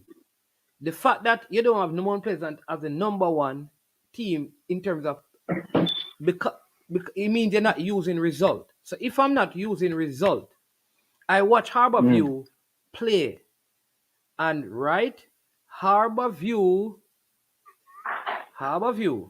true, fresh girl, it a move shaky. Harborview, I think, in terms of their transition, especially since the addition of Krista J. Daly, they have been playing some quality football. I watched them play against Mount Pleasant at Draxal, for example. And that Harborview team. So how much game them win? You see what that is the point I am making. And this is where now you and I differ. Because here's the thing. You want to use points, and then you're going to say Arnett is playing better than Mount Pleasant, though Mount Pleasant have more points. But when it comes to Harborview, based on games played, when it comes to Harborview, you are going to say, all right. You are going to now use a different way of, you're going to say, but Arnett has more points than them. But when it comes to Mount Pleasant, you're not going to use points. So, man, all right, we can move away from points. We're going to use what you are using, all right? Yeah. As you say, Harborview are play better football than even Cavaliers. Cool? Which being as that, in terms of position, Harborview keep more position than Cavaliers at the ball. You obviously don't watch Unseen. Let me ask you this. Be honest with me. How many games have you watched Harborview play? Me and you sit down. Lord have mercy. Unseen. Just Unseen. And watch them play. Unseen. Let me go back again. That's a one game. Well, I know me get next one. No, Unseen. Unseen. Me know where Unseen. Just tell me the number. Watch around from the season start. Watch around 6 or 7 games we have. How much Cavaliers game you watch? Almost all of it. Okay. So you watch around 17 Cavaliers games, and you watch 6 Harborview games. 6 or 7. The one they will play on TV, And the one with them come and drop that. How many games them come and Draxall come play and seen one? One. And the one who come on TV with them play. And how much time them play on TV? Huh? How much time they play on TV? 3. I don't remember how much 3. time they I think play, 3 of but their all of the games. game with them play. I think I've seen 3 of their games, maybe a little bit more. So it is hard to Do you use. know that put a number to it, man? All right. So let me say it again. All right. And maybe in your definition of playing better, because I'm not going to use points alone. I don't believe that Mount Pleasant is playing better football than Arnett Gardens. Hold on there. Yeah, it was Nikolai Levy, man. It's not Glenn Rice, it's Declan Rice. Glenn Rice was Charlotte Hornets. Wicked 3-point shooter, and then we come at the Knicks come play. Basketball on my mind. So I don't use I believe though Mount Pleasant has scored more goals than Arnett, conceded less than Arnett. When I look at possessing the ball, transitioning the ball, patterns of play, defensive structure, the Transition. Arnett Gardens, to me, is doing that well. I see the same thing with them transition from into out. With Harborview. Let me give you a good example. When Paul Young was at Veer for that time, I think Veer was playing some of the best football in the league. They are falling off the boiler, all right? So teams may have periods where they do that. The results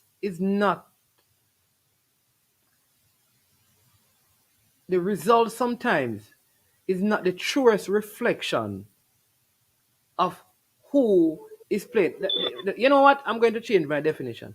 Who is playing more attractive football? Because looking attractive don't always get the result. Maybe that is the correct term.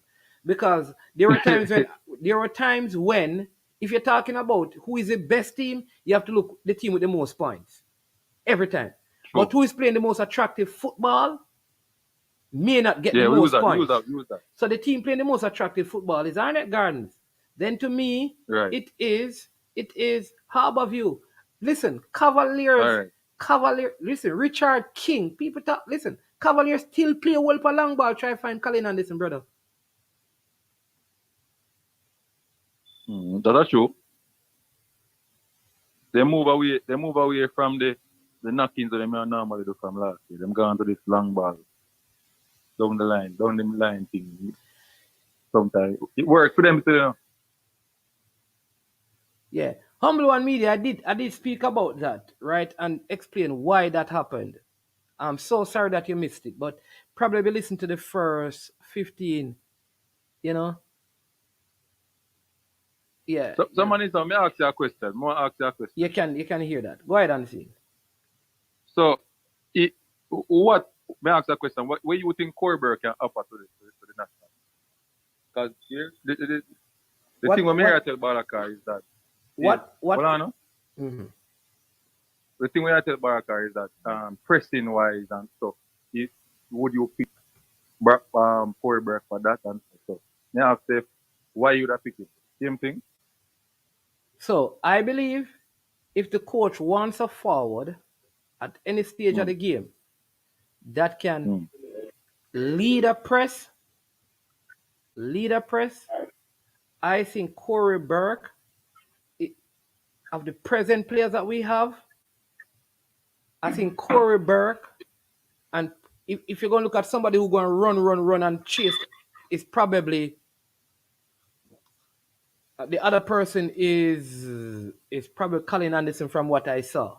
But Corey Burke is more experienced, right? And I just want to say that we must also remember that he was on a team with Andre Blake that went to the MLS finals last season.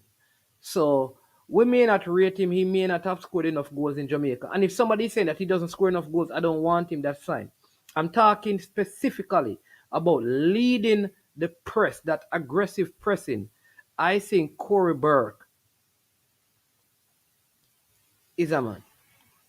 Man is man. Sometimes I think we use the club farm for best judgment and not what the Jamaican farm of the players. When they play for Jamaica, what they bring to the table. And I think that's one of the problems that we make bad decision and pick some players. Huh? We use the club farm instead of use when them play for Jamaica. Like, But when that's him what come- you have when to him play for use. Jamaica last Unseen. Unseen. When do? Hold on. Unseen. What are you going to use to pick Purcell? All right. No. Hold on, Unseen. for example. You Hold on, just Rapid. hold on. Hold on. Unseen. You know you made a statement. At my time now. So you made a statement. You said that we should not. At my time now, and then your time. We have dialogue, right? My time now. Unseen. On what basis should we select Purcell? Based on his performance in the league, Purcell, I get that. All right. So Because the JPL players, I'm gonna rate them. based on Purcell performance in the league, we must pick him. But based on Corberg performance in his league, we must not pick him. No, because when he Okay. play for Jamaica, I must say I tried and proven money enough. We just ask I you. tried and All right. proven money. Okay. No, you answer already. You said no. Believe that. Your time now. Ask me what you were going to ask. Believe that. No, when I said Corberg is a tried. No, man, and me say you answer already, so Purcell we not can getting move a on chance. from that. We can move. Purcell not getting a chance. No, me say you answer already, so The we man can. is one, man. Eh? Purcell not getting a chance. Corberg get a whole heap of chance. How much goal in score for national team? I just said that, that if we're talking about goal scoring, you know what? You know what is funny? You know what is funny? Unseen. Which Jamaican player, except for Michael Anthony, well, Shamar Nicholson, has been scoring lots of goals for Jamaica. If I were to ask you, tell me the most lethal goal scorer Jamaica has had for the last 6 years, who would you tell me? Phew. Rough, we don't really have no. There you Lethal go. goal So scorer. there you go. Yeah. A lethal goal scorer. But you know Antonio lethal still. The Jamaica friends. When they look at the average that the game they're going to play for win. Go on good. And Chamar Nicholson. Yeah. All right. KS says, Manins, I get concerned when the key attribute we are looking for is athleticism, including pressing ability versus technical ability and production. Yeah, I said that. I am saying that if it is based predominantly on the coach needing someone who can press, right, that is fine. But if we're talking about, listen, I need someone who can press and score, somebody who can press and knock and pass the ball, then you're going to eliminate him, which means you're probably not going to play the pressing style. So I'm not advocating for the player. What I am saying is that depending on what the coach wants to do, then there could be a possibility. You could be down one, and you need somebody to just be out there, just applying the pressure. He may be the person. And remember, the option came up. The reason why the discussion came up, KS, was this: Whisper or Burke, if you need to get a goal and you need to press Mexico. At Whisper, as good as he is, I don't think he has that ability yet. Man, Corberg in front that go and take out the ball. Listen, you think Corberg is not the only forward who has done that for us recently? You want me to give you more? Whisper more hungry. Let me tell you this. Except for Mikel Antonio and Shamar Nicholson, to some extent, apart from the recent Darren Mattox, you tell me a next forward that when you see them in front of goal, you can start run up and down in the stadium because you know see a goal that. Tell me. Give me a name. Go from under 17, under 17 national team, under 20 national team, and senior national team. In fact, I want you to go on the goal side and remove Bonisha and give me a name. Man is man. It's hard to get a name, but no, man, I said give me a female. Like, give me a female name. Give me a female name. No, you know what Corberg's best attributes are, right? And we want something better than that. So all me I say is that if we are going to offer somebody who just go press alone, we not problem. No, I'm not. All right. And you see, we are changing up the thing now. You're saying that I want Corberg to just come because he can press alone. I didn't He's not going to score no goal. Okay. Okay. All right. So if you ask me, can I whisper over Corey Burke? So you would take Whisper to be a solo striker against Mexico. No, me wouldn't play whispers no man. What you going to play, man? But you're going to use one forward. That's what I'm Cause saying to you. I just said to you, if you're going to need a one forward to press up there, a okay, Corey Burke is me a never better know, me never option. know, You're me saying never that know you're you going put. to carry Whisper. Oh, me never know you put restriction for him. Sorry. Yeah. Me still now put Corey Burke. Me prefer carry Colin on this. Younger, faster, Yeah. Somebody just said and more hungry. Jody Brown is the next person. Yeah, Jody Brown. Younger, faster. Huh? Me not carry Colin on this now. Younger, faster, and more hungry. How many opportunities did Colin Anderson get in the game? Second one is man No, first Lord have game mercy. Lord have mercy. Me just ask, did he get any opportunities? Because you, listen, Unseen, all I'm doing You now. get half a chance. You get half a chance, man. Unseen, here's the thing. Here's what I'm saying to you. Remember, you're trying to find, you don't want somebody who can press. You want somebody who can also score. So, I'm not argue with you, I'm not saying you're wrong, I'm not saying you're wrong. What I'm saying to you is that you are going to, based on what you have seen, you think Anderson can also score. Given Right. what you So saw. me prefer work with. Well, I know. I Yeah. said, so me prefer carry Anderson. We're hungrier to me more than carry somebody where we try over the years. Well, all him do when he get the ball, kick it away. Okay. You know what I mean? Okay. Based on what me see, Colin Anderson just want some more training in a goal scoring. I make him run. You're gonna bring him him body against position. I'd see you're not going good enough. We are talking about picking a national team to go and play against Mexico. And look what you're going to say, man. You can't say that, Unseen. Unseen. You can't say that he needs some more training and go scoring when we are going to talk about Mexico. You can't come train against Mexico, Unseen. But well, I know, man, I never say him forget training. Me and say but we are discussing Mexico. No, but me I talk about a particular player. Remember, so we have compared. So we are talking about. Because you are trying something to think for win the argument. No. The man say me I try to win the argument. Unseen. I am talking about going up against Mexico. Right? Mexico we are discussing. Mexico. Are you saying to me? All right, Mexico. What take out Corey Burke out there? Mexico we are discussing. Here, Mexico. You cannot bring Colin Anderson, and your reason for bringing him is so that he needs training to score goals. That's not for Mexico. No, I'm going to bring Colin Anderson then. But if me on a choice and between Corey Burke and Colin Anderson, I bring Colin Anderson. That me I say. Because okay, fine. So are you bringing him because you believe that Colin Anderson is more likely to get the results for you in terms of goals? Right. Okay, all right then, yeah, man. Then that you say, man. That me I say.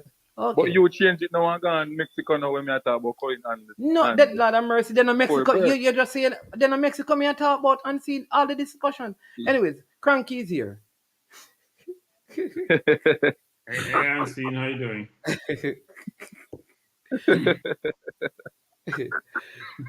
Cranky, come on. I see Cranky have to drink water to talk to you.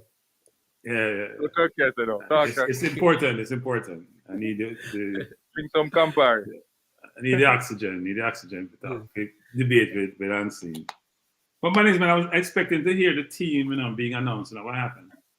So, like I said earlier, what happened is that that there are players, and there's an even one of the goalkeepers. The club really didn't want to let the players, so they have to actually like Amari Bell. Let me say it again. Amari Bell is one player that we need to show a lot of respect.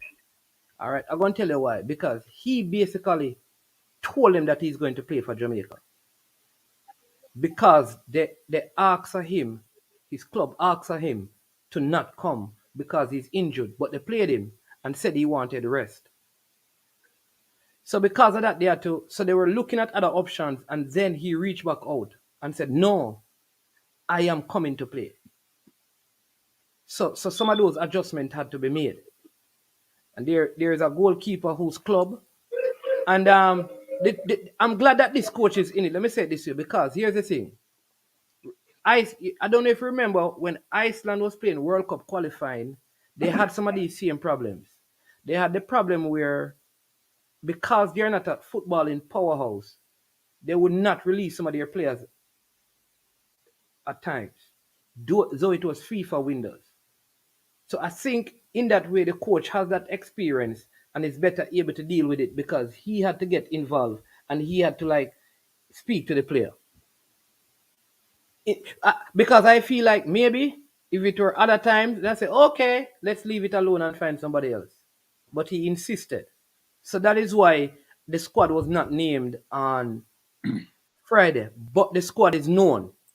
And the players, all the players know, all the players are coming, all the players will be here. So they're just going to do one thing and have the press conference on Monday. So that is what happened. They have a new press officer.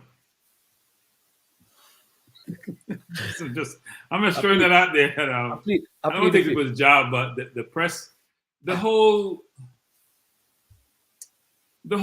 thing with the whole press conference management and how we present ourselves. We now have a coach who presents himself well, even though English is not his first language. We're improving in other areas. We need to make sure it's a holistic assessment of where we need enhancement management and make the enhancement. Unseen. You want to cut and thing? What you say? You want to cut? Come on. Are you no, not I mean you want to stay on you can join the stream. If Cranky wants to something to me, it's okay. Well, I heard management say he thought you were getting your C license today. So when you're moving from C to like BRA, no. Did you do your C license? Because today they're having C license courses. Money's man send me go to C license. Huh? It costs money or something? Money's man I got for you know. So the gaffer hasn't sent yours yet. Okay. So how a gaffer fix you go do? Is money you need to do that unseen?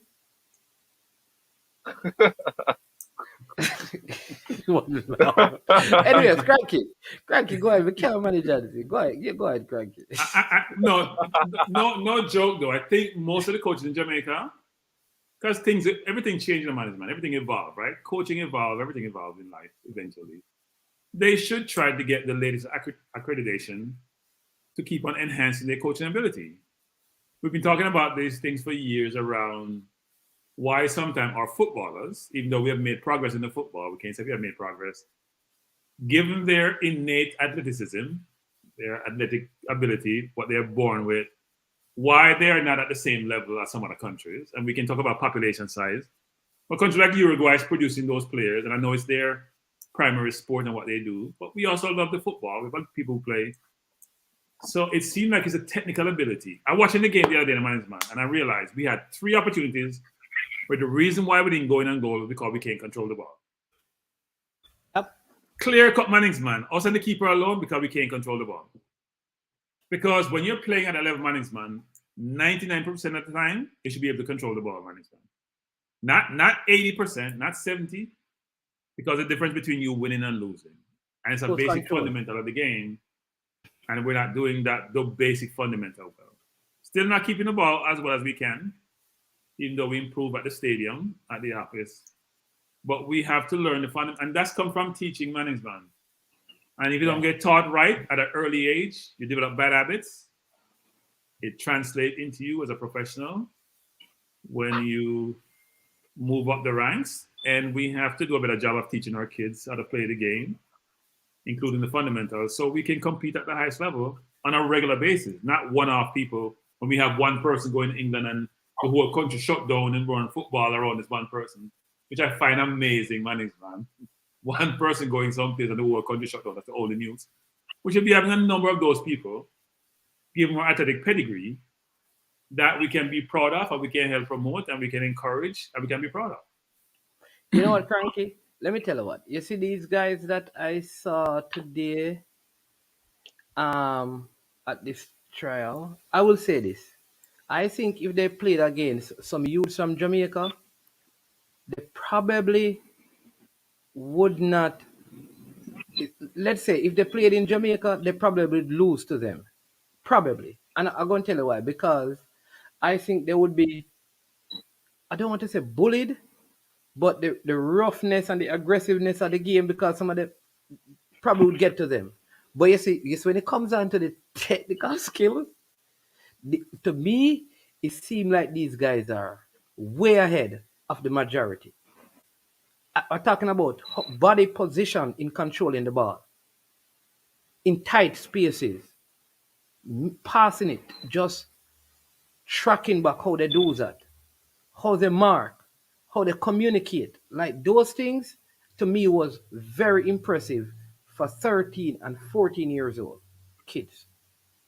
Like, but I think that they'll probably lose to, I don't know, to some Jamaican kids, because the Jamaican kids are, especially the ones who, like I said, they grew up in the street. They are rough and hardcore, and they will sprint past you and probably push you down and get in. But when they talk about, if you put probably two of them in Manchester City to compete for a spot, the little one may get it because his technical skills are way better and decision making. That's how I feel. I could be wrong, but that's just my thought on the whole thing, which is really agreeing with what you have said. Yeah, because coaching is not just about, it's the totality of management. It's the mentality, it's the physical ability. It encompasses the entirety of the person. It's the how you even operate outside of the football arena, frankly. You want to develop the person to be a complete person, and the football is an aspect of that. And my hope is that we can do more of that, right? Because sometimes our kids are good players, some of them are even good technically, but they haven't been coached and mentored the right way. So when they leave Jamaica and go some places, they may not be successful because of their attitude or other things which should not affect their game, but it does. So my hope is that the coaches who are going through these programs and getting these certifications will help to develop the entirety of the human being, of the person, and allow them to matriculate to an environment where they can really exhibit their skills, and some of them can earn a living and do well. That's the hope, actually. But it's a little bit concerning that we're not producing more talent who can compete at the highest level. All right. We have the leader. The leader, you're not playing dominoes on the platform. What? Is that getting too loud? You really come on the platform playing dominoes to talk about football? He's really playing for truth. No, I'm not like playing from dominoes while I wait, man. So, I know you want to be versatile and you want to multitask when you're doing things on your program. You want to bring in people from all aspects of life who have different interests. But I didn't know dominoes. I know they have domino sites, like Jam Jam, which I play on sometimes, a good site. I didn't know dominoes was part of it. Live dominoes too. Anyway, man, what I take all about? It's short and sweet today. We're not stressed out, but a quick point. I know you're gonna say that, man. All right, I'll see. Cool. Yeah.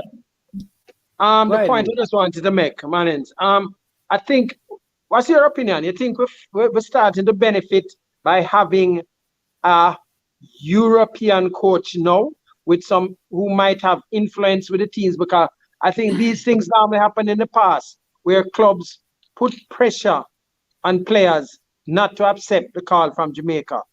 Because it's a while now I haven't seen where I've heard that Jamaica has actually used that little rule from FIFA to squeeze, Normally it's just we just lie down and die and just call in locals.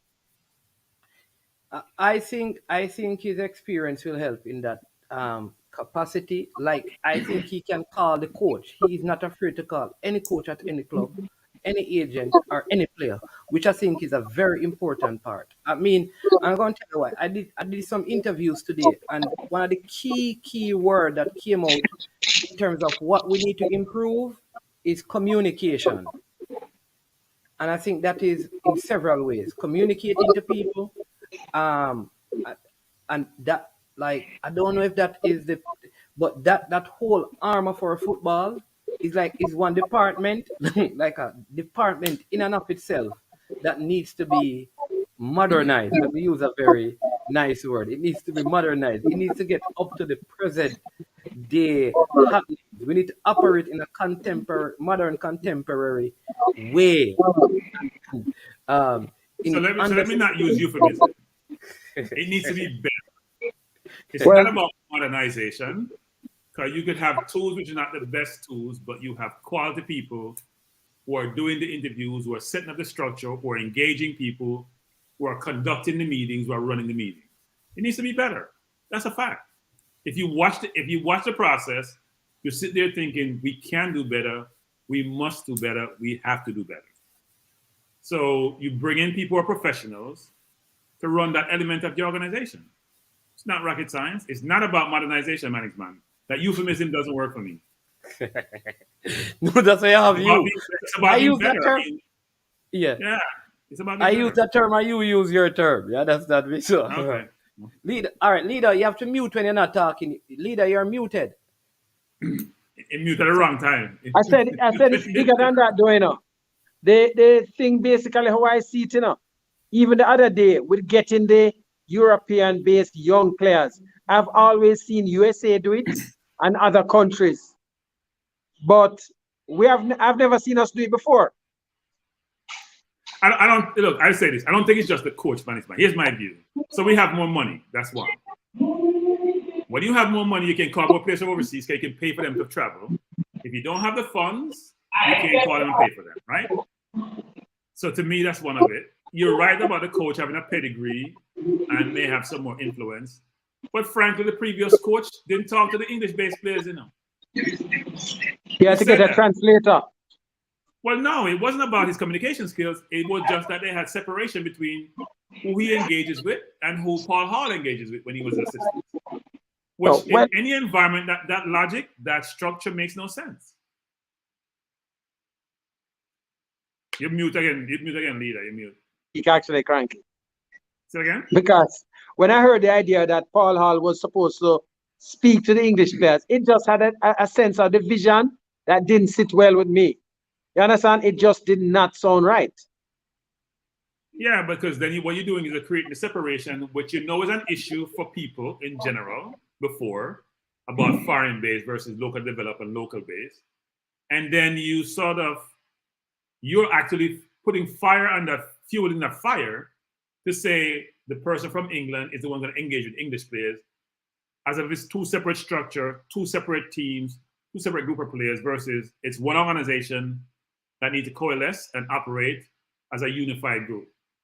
I never understand that structure. It didn't make sense. So now we have someone who seems to have more influence. And also what people have to understand is that if the players themselves view this coach in a certain light, they're going to be more responsive to the coach and what's happening. So if they view this coach as pedigree and is a good coach, and they think the coach or slash manager can take them someplace, a lot of players are going to want to get involved. And they may have not gotten the best perspective from people who have played for Jamaica who came from the diaspora in terms of how things are structured, how things run. I assume that the expectation now has increased in terms of if they bring in a coach, certain background, certain pedigree, communicating a certain way, providing certain expectation and what they're doing and how they're going to get there, and can articulate how they're going to be part of that journey, then yeah, people are going to want to get involved. So it's sort of sad that we can't do some things ourselves and we have to go someplace else to get things done. But if it's going to help us going forward, what we also should be doing, though, leader, I don't know where management went to, is that whatever we are developing now and what we are learning, yeah, the management will be back in a few. We have to impart that. We have to put people also part of the organization, whether they are assistant coaches, whatever it is. They're getting their certification, they're learning the methodology that's being employed. It's agreed that this is how we're going to operate going forward. And that's being transmitted and transferred to those individuals so we can have something more sustainable and continuous versus what we have had before, which is the same old, same old. So the hope is going to be that this coach, he's talked about this quite a bit, by the way. I'm not sure if he's dropping word about leaving too early, but he said this, which is he wants to build something, I'm going to use my own word, much more sustainable. So when he leaves, he's not only leaving a legacy, but there's a continuum, what he's leaving, and he can continue on a journey in an upward trajectory. First, where we go before we're going around a circle and not making the progress we should be making. Cranky, one problem I have going on. I'm going to raise it here, right? When this coach was in Iceland, he was basically the understudy for this coach, Lars. I can't remember his last name. I can't pronounce it right now. But he was the understudy for that coach. So they learned from him. They got up the standard inside of the country. And I get the idea that that's one of the mandates for this coach to groom a local successor, plus get up the standard of coaching inside the country. Question. It's going to be a little controversial, right? Is the current understudy the assistant coach? And if so, right, is he definitely the one we want to go forward with as our future national coach? That's basically it. So there's two things. Or should we concentrate on the junior program? No, look, there's two things, right? Most organizations, especially in the corporate environment, today's environment, want to build their depth of talent, what I call 2D. So you have a person who is running the organization, and you can go to down the organization to see someone who can succeed that person. You don't want what they have called key person dependency. The only person leave, you're struggling to figure out how to replace them. I would assume that what the JWDF is doing is going to be doing, as the coach has alluded to, you have one or two personal assistants who they believe have the potential to elevate to the next level. They groom those persons, but it doesn't mean you still can't go outside and source someone else to be the head coach. All it means is that you are having people in the organization who you're developing who may not be the head coach eventually. They could be for the under 15, under 17, under 21, and or be coaches in the football environment, given the skill sets they're learning, and can disseminate and impart their knowledge to other coaches, become coach of coaches. Well, you always have to try to figure out and make sure that you're creating what I call a sustainable environment for these things to occur. Otherwise, you're going to have this merry-go-round you have. So, for example, if you run out of money, for example, because you can't go hire a foreign coach, but a lot of people hire foreign coaches, right? Countries like England do it for a while, didn't work for them. Then when the Southgate is a default, when Allardyce got kicked out, and it seemed to have worked out for them. So by chance, it's happened chance they got Southgate. It wasn't a really structured way to get Southgate, but at least they knew him from the under 20s, right? From the junior teams. We need to have a program in place where, yes, we can go out and still hire for a coach who is not, say, of Jamaican heritage, or maybe of Jamaican heritage, but overseas someplace. But we still should be grooming people to be able to assume the mantle when the coach leaves. Yeah, that's a because you never know. It maybe he gets up one day and say, you know what, I am finished with the program. You're gonna have to have an immediate replacement. Yeah. So you should always try to build something sustainable in any environment that you're operating. Yeah, but Cranky, I know that one of the things he has been doing, and then Maxwell, just hold on one second, because I have Brian as well, is that whenever he has the camps, he invites the coaches to come and be a part of it and have discussions with them, which is part of the developmental. If you notice, one of the things he consistently say, especially with the database, is that even if I'm not here, even when I'm not here, even if I'm gone, somebody else can benefit. So that is speaking about what you're saying, a sustainable plan. Meaning, I want to leave the kind of systems in place and pour the kind of knowledge in place that if I get up and go, there is somebody else in place who would have learned from me, which is what you're suggesting. Because that is the only sustainable way. But I know he has been doing that in terms of inviting the coaches. Now, some of the most arrogant people in the world are coaches. They think they they don't need to learn from anybody else because they know it all already. And if you can't beat me, you can't teach me. And A the lot of Jamaican, you coaches, multiply that by a factor. And the Jamaicans, because you know we're the most arrogant people probably on earth. You gotta multiply that by a factor, just in general, not about coaches, just in general. Well, Especially our local coaches. well, look here. For me, I think everybody needs to realize that we can always learn from anybody, even here, because I've learned that in life that it doesn't matter whether or not somebody might be a winning coach, somebody might be a losing coach, and they might teach you something that you can take away from it that will make you a better person at what you do. I've learned a lot from a winning coach, and I've learned a little bit from a coach that has almost never won. You understand? But the you're not problem really a is coach, that you know. You're not really a coach, you know, Lika, so it will not I apply never to said you. I never said as a coach. What I do is talent identification, and nobody can say that. And there's very many people better than me at that. That's one thing. Okay, Yeah, true. I Man, you learned hear the that. arrogance. Wait, man. Wait, leader. That's the He just talked about same thing Donkey was talking about. Same thing we just talked about. Leader said, and he didn't qualify it in the man's mind. He didn't say, I don't think there's many people better than me in this section of Jamaica. Locally, let me just no, you didn't say specify. that. You said Locally, people better than you, period. that's undisputed. Okay, so you're qualified. Qualified. Locally, not many, if that many at the youth level, hardly. I'm yet to find So the you're person. saying that you're better at identifying talent than Craig Butler? Definitely. Come on, man. Let's not go there. All Craig, right. check me to help him there. Let's not go there. Let's You see move what on. Cranky talking about? Look at, all right, fine. Let's move on. Listen what No, Mr. And this is what Cranky talking about. Listen to Mr. Porter now. Leader, you haven't met me yet. Mr. Porter, you come. I said overseas. He's overseas. I can't. No. Come on. I give Mr. Porter. So man is man. By the way, hold on, Cranky. Let me just make something here. Manning's man has come out publicly and said that I am the best at what I do. I have it on tape. Let's move on. Hold on. Leading our talent evaluation. No, talent identification. It's on record that Manning's man has agreed with that statement. That you're the best leaker. What's that? You remember the show, Manning's man? You can't go back on it yet. So let's move on. That's not what we're talking about. But look here.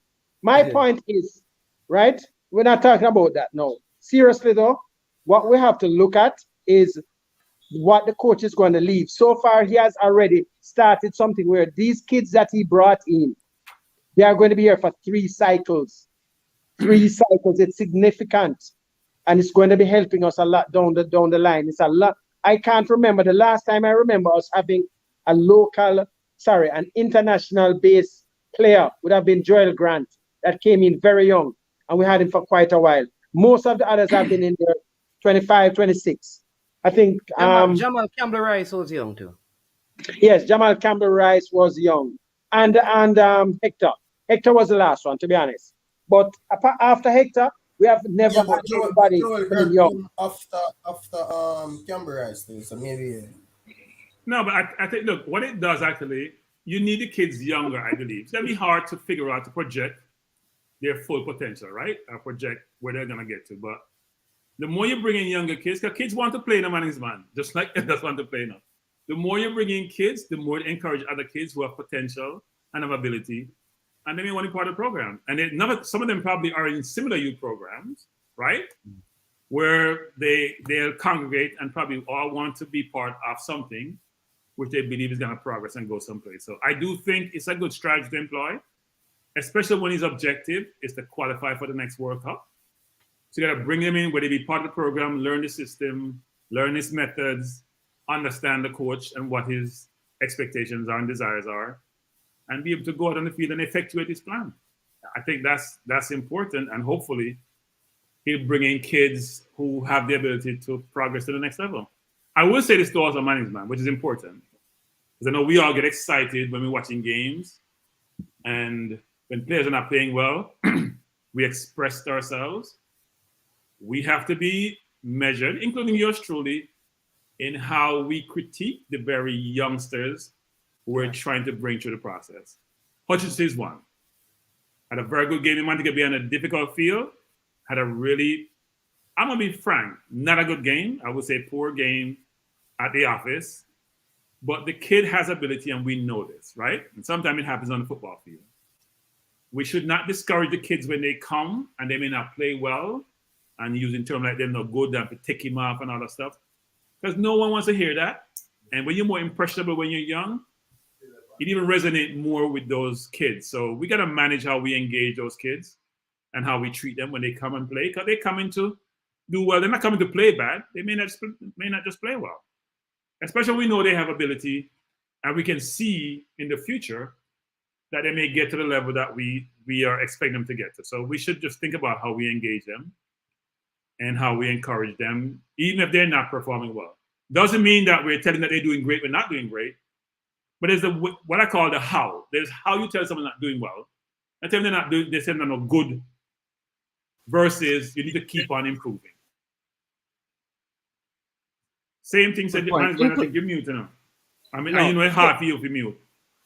Good point included. And that includes me. But what I'll say, I don't Chemo, I'm getting a feedback from you. I know you're on the line, but Brian, I'm going to let you comment on Cranky because we have around 8 minutes to go. Chemo, let me just say this, Cranky. I totally agree.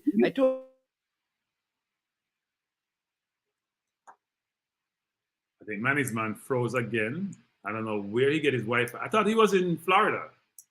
I am not borrow some of the Wi-Fi in Florida. The management, because you froze again. But are you there, Divo? Yes, sir. You hear me now? Yeah, man. Chemo, go ahead. Go ahead. Oh, I was as I was watching the program just now, and you guys are talking about getting these players from a younger age because they will attract other young players who want to play. I don't know if you was watching the game earlier, which maybe you weren't, against Chelsea and Everton. The guy that scored the last goal for Everton, he's also eligible to play for Jamaica. He can play also for Poland as well. His name is Ellis. Ellis Sims. Okay. There's a lot. There's a lot of them. Ramsey, who scored for Villa today, his father is Jamaican. Right? His father's a boxer. His father's Jamaican. He's a brilliant player. I know. He's very, very young. And I know, Cranky, and I know we can't get all of these players at once, but it's good to bear in mind and be mindful of all of these players. And we're supposed to have someone who's responsible for scouting these talents, or looking out for these players, or doing the research on some of these players, because it was a coincidence. I went on the internet and typed in his name and but that has Wikipedia. been out there. That has been out there for almost 8 months now. Who? Ellis Rico Sims from Everton? Yep. Yeah, man. Oh, I didn't know. I've even heard Cataract with that name as well. Yeah, man. So his name has been I didn't know. Anything on the guy by the name of Lovelace?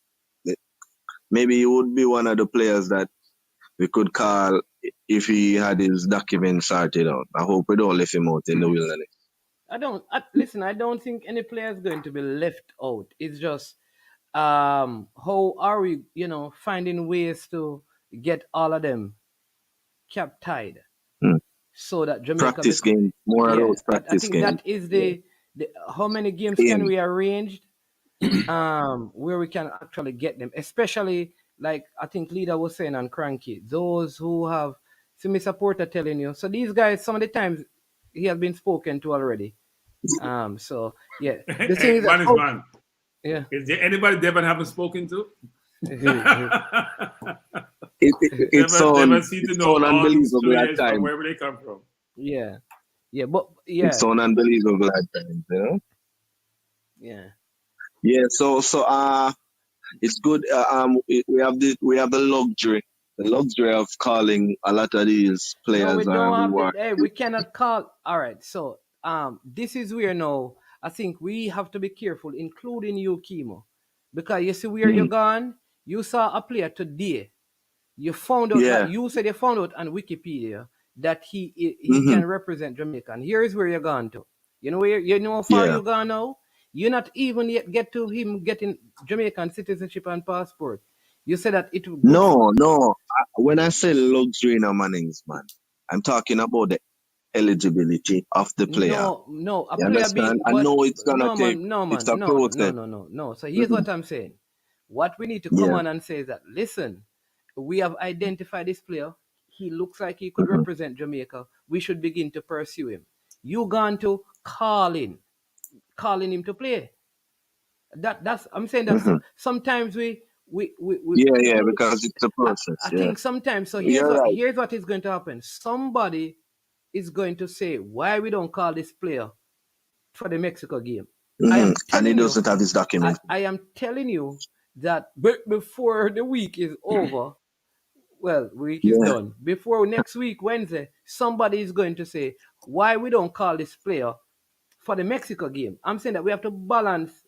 I think once we identify the player, sometimes we get ahead of ourselves and we go way down the road. They should be in this squad. So we have to just, okay, Yeah, that is something to think about next time around. yeah, when we, Future yeah, prospect. Yeah, yeah. for real.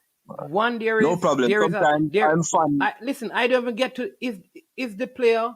How do you define prospect, Cranky? So am I a prospect if I have no desire to play for Jamaica? No, You're a prospect, but not for that Jamaica. makes sense. So You're the a prospect. first Not week, for... Ivan Look. Toney is a prospect, and look at him now in the Look, man, England there squad. are people who are born in different countries, right? Like Balogun, for example.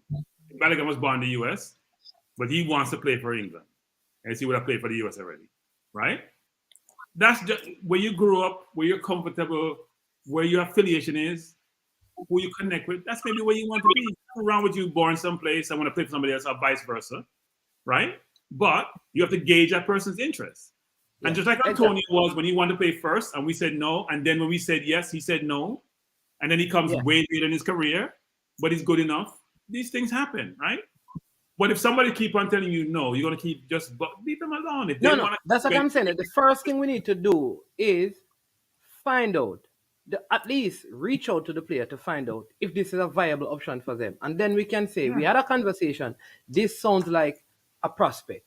So the fact that, for example, I found a player, I saw a player today in a league that looks like his grandfather could be Jamaican. He's not I don't call him a prospect yet until I have a conversation, or there is a conversation or some sort of indication. I don't think I define that as a prospect, because a prospect to me must be realistic. And do I know that this could be a reality? So I know it's a reality. No, he's a prospect. No, he's a prospect. There's degrees though, right? Is it unlikely? Is it possible? Is it probable? Is it an actuality? He's a prospect until he says no, then he's no longer a prospect. But he's a prospect. Right? He's a prospect until the person said, no, I'm not going to play for you. And when he says no, he still may be a prospect, but it's remote. Because Antonio said no, right? And he came back and played, so he must have been some element of being a prospect. He just didn't decide to play for us. So what we have to do, management, is, as the coach also says, management, you need a comprehensive database management. You need to assess the capability of the players. You need to assess who's going to fit your program, and you pursue them. If they say no, it's fine. You say thank you. No hard feelings. You move on to the next prospect. But that person may be such have ability where, you know what, they may change their mind, management, and you shouldn't close the door on them because they change their mind. Because I can tell you, the U.S. chased Musa for about 4 years. He played in the World Cup. He played well. Some of these kids are weighing their options. Yeah. Right? Musiala could have played for England. He decided to go play for Germany.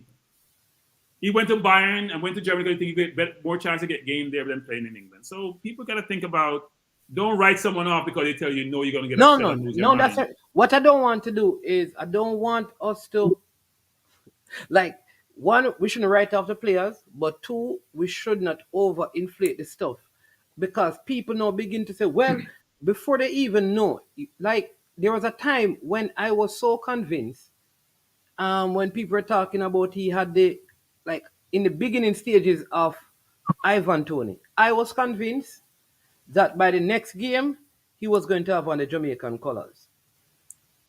And I am saying that was the kind of conversation that was being had around him. When really and truly it was never that close. And I think sometimes we have to control, all of us, including me, the narrative that we don't present, because I don't think he feels good that for people to believe that he's this close to representing any country or any other player when it is so far from the truth. And I think sometimes we present the information. People are. But Mannings, let me just say this. Cranky. This is not unique to us, Mannings, man. We don't have a monopoly on players who are born outside of the country. Let me just. Yeah, anything else you want to add, Chemo? Because, or that's it. No. I just did want to highlight that, but you know. Yeah, man. All right, bless up then. Just okay. Yeah, man. Respect. All right, cool. All right, go ahead, Cranky. Finish your point. No, what I'm saying is that what we're talking about, Mannings, man, this whole thing with diaspora and players born outside the country who have lineage and can play, that's not unique to us in the Mannings, man. It's a big thing. Every place where people migrate significantly, you're gonna have some of that, right? Especially say African countries and us, maybe us more so from this part of the world. But if you go to Africa with the Cameroon and the Ghana and Nigeria, it's the same thing. And you hear Saka say he doesn't know Nigeria, they're gonna play for Nigeria, while it will be a young age going to play for Nigeria. People are gonna have these situations. And Ketty gonna play for Ghana. While you have Lamptey go play for Ghana. I mean, man, this is normal in today's world. No, man, I'm okay with that, you know. But here's the problem I have. I think sometimes, like the media space, I would say on YouTube, how the information is communicated. We tell the people basically, like this person, we make them believe that the person is on the verge. And the only reason why they didn't play the last game is because somebody did something wrong. And I think some of that has not been the full truth. And it is what has caused some of the problems. And all I'm saying is that we should not, I don't think either way it is good. I honestly believe it is best if some of these contacts are made below the radar, covertly. Well, no, Mannings, let me just say this, Mannings, man. It's hard. You hear what Southgate said today? Wow. Southgate is basically saying, we need to make sure all of these players can't leave and go play for any other country except England. I think he was also saying that in his statement about they have to be going down. He was talking about foreigners coming in, but I think he was also saying we need to make sure that no more of the players born here can develop here and play for any other country. So we can. Southgate is talking. So Southgate is being the English FA's mouthpiece. The big issue in England is this: he's saying in certain positions I don't have the quality I need because foreigners are taking those spots in the Premier League, and we can't develop the kids to play there. But the Premier League is no longer about England. It's a global league. And if you want to change that dynamics, then you know what? You can always say the foreigners not to come, so they go play someplace else, and nobody watch the Premier League. It's a fact of life. We don't watch the Premier League because of English players. We watch the Premier League because they have the best players. There was the same in Italy in the 90s. There was in La Liga in the turn of the century in some aspects of it. People want to watch, just like the NBA here. People don't spend time watching European League and all these other basketball leagues. They watch the NBA. People want to watch where the best players are. So they have a conflict in England, which they realize, which is we dominate world football with our league, but we're doing it at the sacrifice of some of our own kids who we develop, because some of them are going overseas. How do we change that dynamic? So there's a war between not a war, but there's a conflict between the FA and the Premier League who don't want to change that construct. What Southgate is saying is that we need to have more slots allotted for English-born players who can play for the national team. And the Premier League is saying we want the best players because we're competing in an environment where TV revenues are going up, gate revenues are going up, sponsorship going up because we have the best players. They have to work that out. A byproduct of that, Mannings, man, is the whole view that you're saying, which is players are now thinking about what's my option. If I can't get to the England team right away, I'm going to play for someone else. If I have that lineage, right? Which is going to have that war. We have not been fighting that war as well as we can as Jamaica. We have not done all that we can to get the best players. Because, you know, Mannings, man, if we had the best players, and we can play against better countries, you know how much revenues we generate, you know how much quality we would attract to our program. We're going to attract better coaches, more money, we can develop our infrastructure and develop our coaches and develop our players, which we need to do. Why is it that we have, in England, probably 1/5, 1/6 of Jamaica population, and percentage-wise, they produce better players than we do percentage-wise, right? Why is that the case? That should not be the case if you have the same lineage management.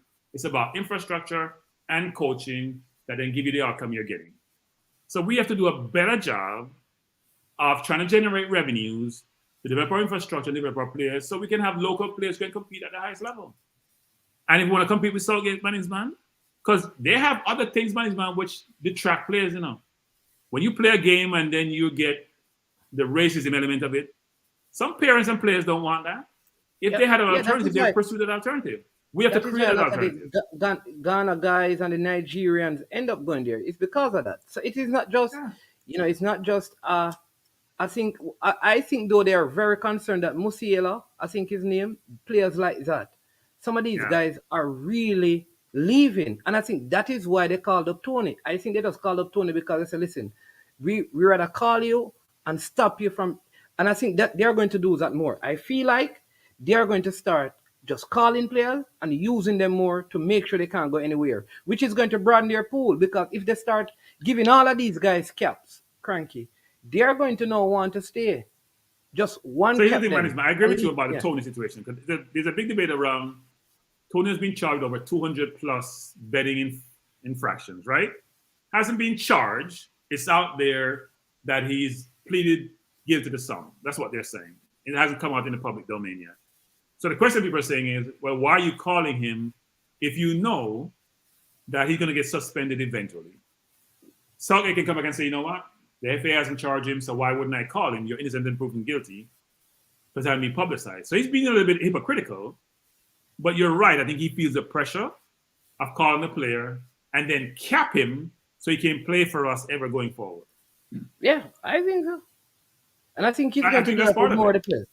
I think he's going to call Balogun very soon. I think he's just going to do that and just stop them. Because I think once they do that, they believe that they will have a bigger and a greater pool. But yeah. Well, look, management, we can't blame the management. Let's think about the reverse. Management born in Jamaica. All right, use me as an example. Born in England with Jamaican lineage, right? And I want to go play for Jamaica. We would lose our mind, wouldn't we? You're born in Jamaica. People, you need to watch the movie that Cranky's in, people. The Man from Nowhere. No, but think about it this way, management. So you're born in Jamaica, you're Mannings. Yeah. You have an English parent. And then Jamaica want to call you and you're like, no, I'm going to go play for England. And they're like, but we developed you. We groom you. You come to our system. You play for under 21 of it. That seems like you're being a traitor, isn't it? Yep.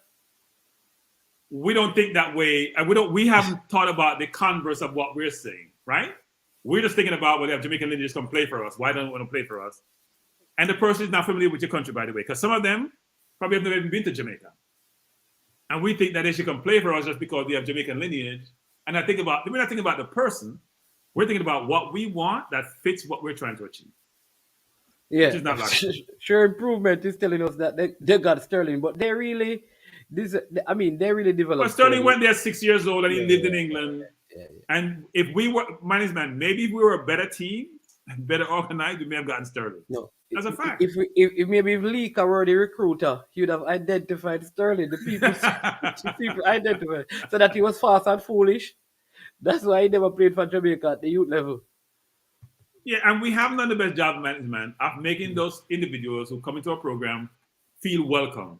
Well, we had the last World Cup campaign where we thought that there was this battle between the locals versus the so-called quote-unquote overseas players, right? Those things should never be part of that whole equation. Now, we're human beings and we're all going to feel a little bit disheartened if I'm locally developed. I have the ability to play for the national team. I may not be at a certain level and I'm displaced by someone who wasn't part of the Jamaica program. You may feel upset, but it's for the betterment of the program. Then, be a nationalist. Gotta make some sacrifices. But I do understand that view. We just got to figure out a better way to manage the situation management. And we talked about this ad nauseum.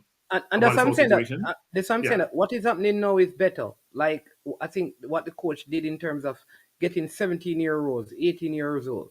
So, you want to catch them before they become the next big star. You don't want to wait until probably Amari improves and he's a starter, because at that point, I think it's too difficult. I think what we're doing now is the right thing. Get them from U17 and U20. Management, here's the philosophy of the management. What Military Goon are doing is a good thing. When he isolate the player, and you see the player and the player play, because when you watch the game with Lamborghese and the kid who's now going to England, who I should not name. We have not naming certain people. Man. You look at their game and you say, okay, I didn't really realize that during the game, this is how the player, the touches they had, how they passed the ball, how they position themselves. You miss certain things during the game. I thought Lamborghese, when I looked at his isolation, I thought he looked good throughout most of the game. Yep. At least the one I saw. You watch his game, you just realize, oh, he played that well. I didn't realize that. I see some of the players people saying playing well, and you saw them isolating, like, I don't think he played that well. Or he wasn't in the game, or he didn't touch the ball that much. You know what? I didn't say anything because you can't say some people don't play good. It starts a big battle on YouTube and all of those things, So. No, but one player was isolated. They weren't in the game. Now, whether it's because they didn't keep the ball well or not, but they weren't in the game. If they got 20 touches, they got a lot of touches. We should not be the play thing if you're playing football. You got to get more touches. Because the more you touch the ball, the more you have an opportunity to show what your capabilities are. But I thought Lamborghini played really well. When I looked at isolation, how much touches he had, what he did with the ball when he got it, or he positioned himself. Yes, he made a couple of mistakes here and there, but he's a young player. You expect that. But I was very impressed overall with his game, which I didn't see when I watched the entirety of the game, except when it's in isolation. You see, can you imagine now, Cranky, after what happened in the under-20, if we had missed out at these guys, it would be devastated. But, all's well, they say it does beg some question to management, So these guys step up to the next level. 1 year, less than a year later, management, you're saying, where was this in that environment? A less difficult environment, where were these players and why wasn't these assets called up and attributes coming being more visible? Or why weren't certain players called up, frankly, for the team? Yeah. It's a little bit surprising, actually. They can see that the night is changing color. Turn up the light on your management. And so is my color.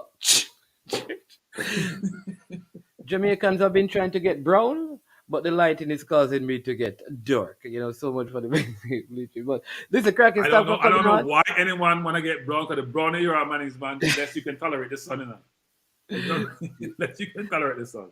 Yeah, man. You can absorb those infrared from the sun.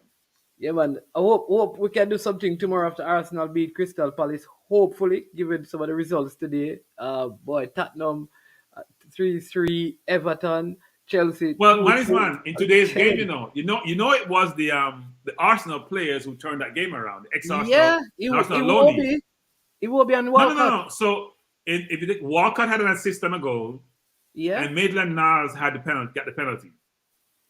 So but all three goals. He will be playing good for Everton. Obi has been playing good all season. Yeah. Obi's been playing good all season. So no, we had two Arsenal players in the Tottenham game. I'm sure but Walcott didn't celebrate when he scored, which I found interesting. I know they were down, still won, but he didn't really celebrate. Oh. Yeah, man. Oh, listen, we'll take TikTok have arrived to close the show. He says, I have been isolating player for a long time, and is why I always question what people are watching regarding to Hector, Speedy, Watson, Austin Fleming, and such. All right. So the only player on there that he mentioned, what I thought that I watched, when I saw him live and watch him for a while, it looked better than when I used to watch him remotely, was Hector, actually. I thought when I watched Hector in Florida, I thought he got a raw deal. He got pulled from game. I thought he was playing well. When I watched him up close, he looked really good to me. I used to give Hector a hard time when I watch him playing center half and playing remotely. But I think he's a better player than he appeared to be when I watch him up close. Some of the other players that he mentioned, I'll be silent on. All right, man. All right. You'll get in bed. Yeah, man. Yeah, man. All right, Cranky. Take care, people. Bless up. Bless you. It was a good one, right? I want to thank you. I want to thank you for coming on. As you can see, the night is getting dark, and I got places to go and things to do. I am management. This has been I am Sure Sports. Until tomorrow, when we'll be at the field again on some trials. You take care. You have a wonderful time, because you know when it gets to this time of the night, this time of the show, we say I am management. This is I am Sure Sports, and we are over and out of here.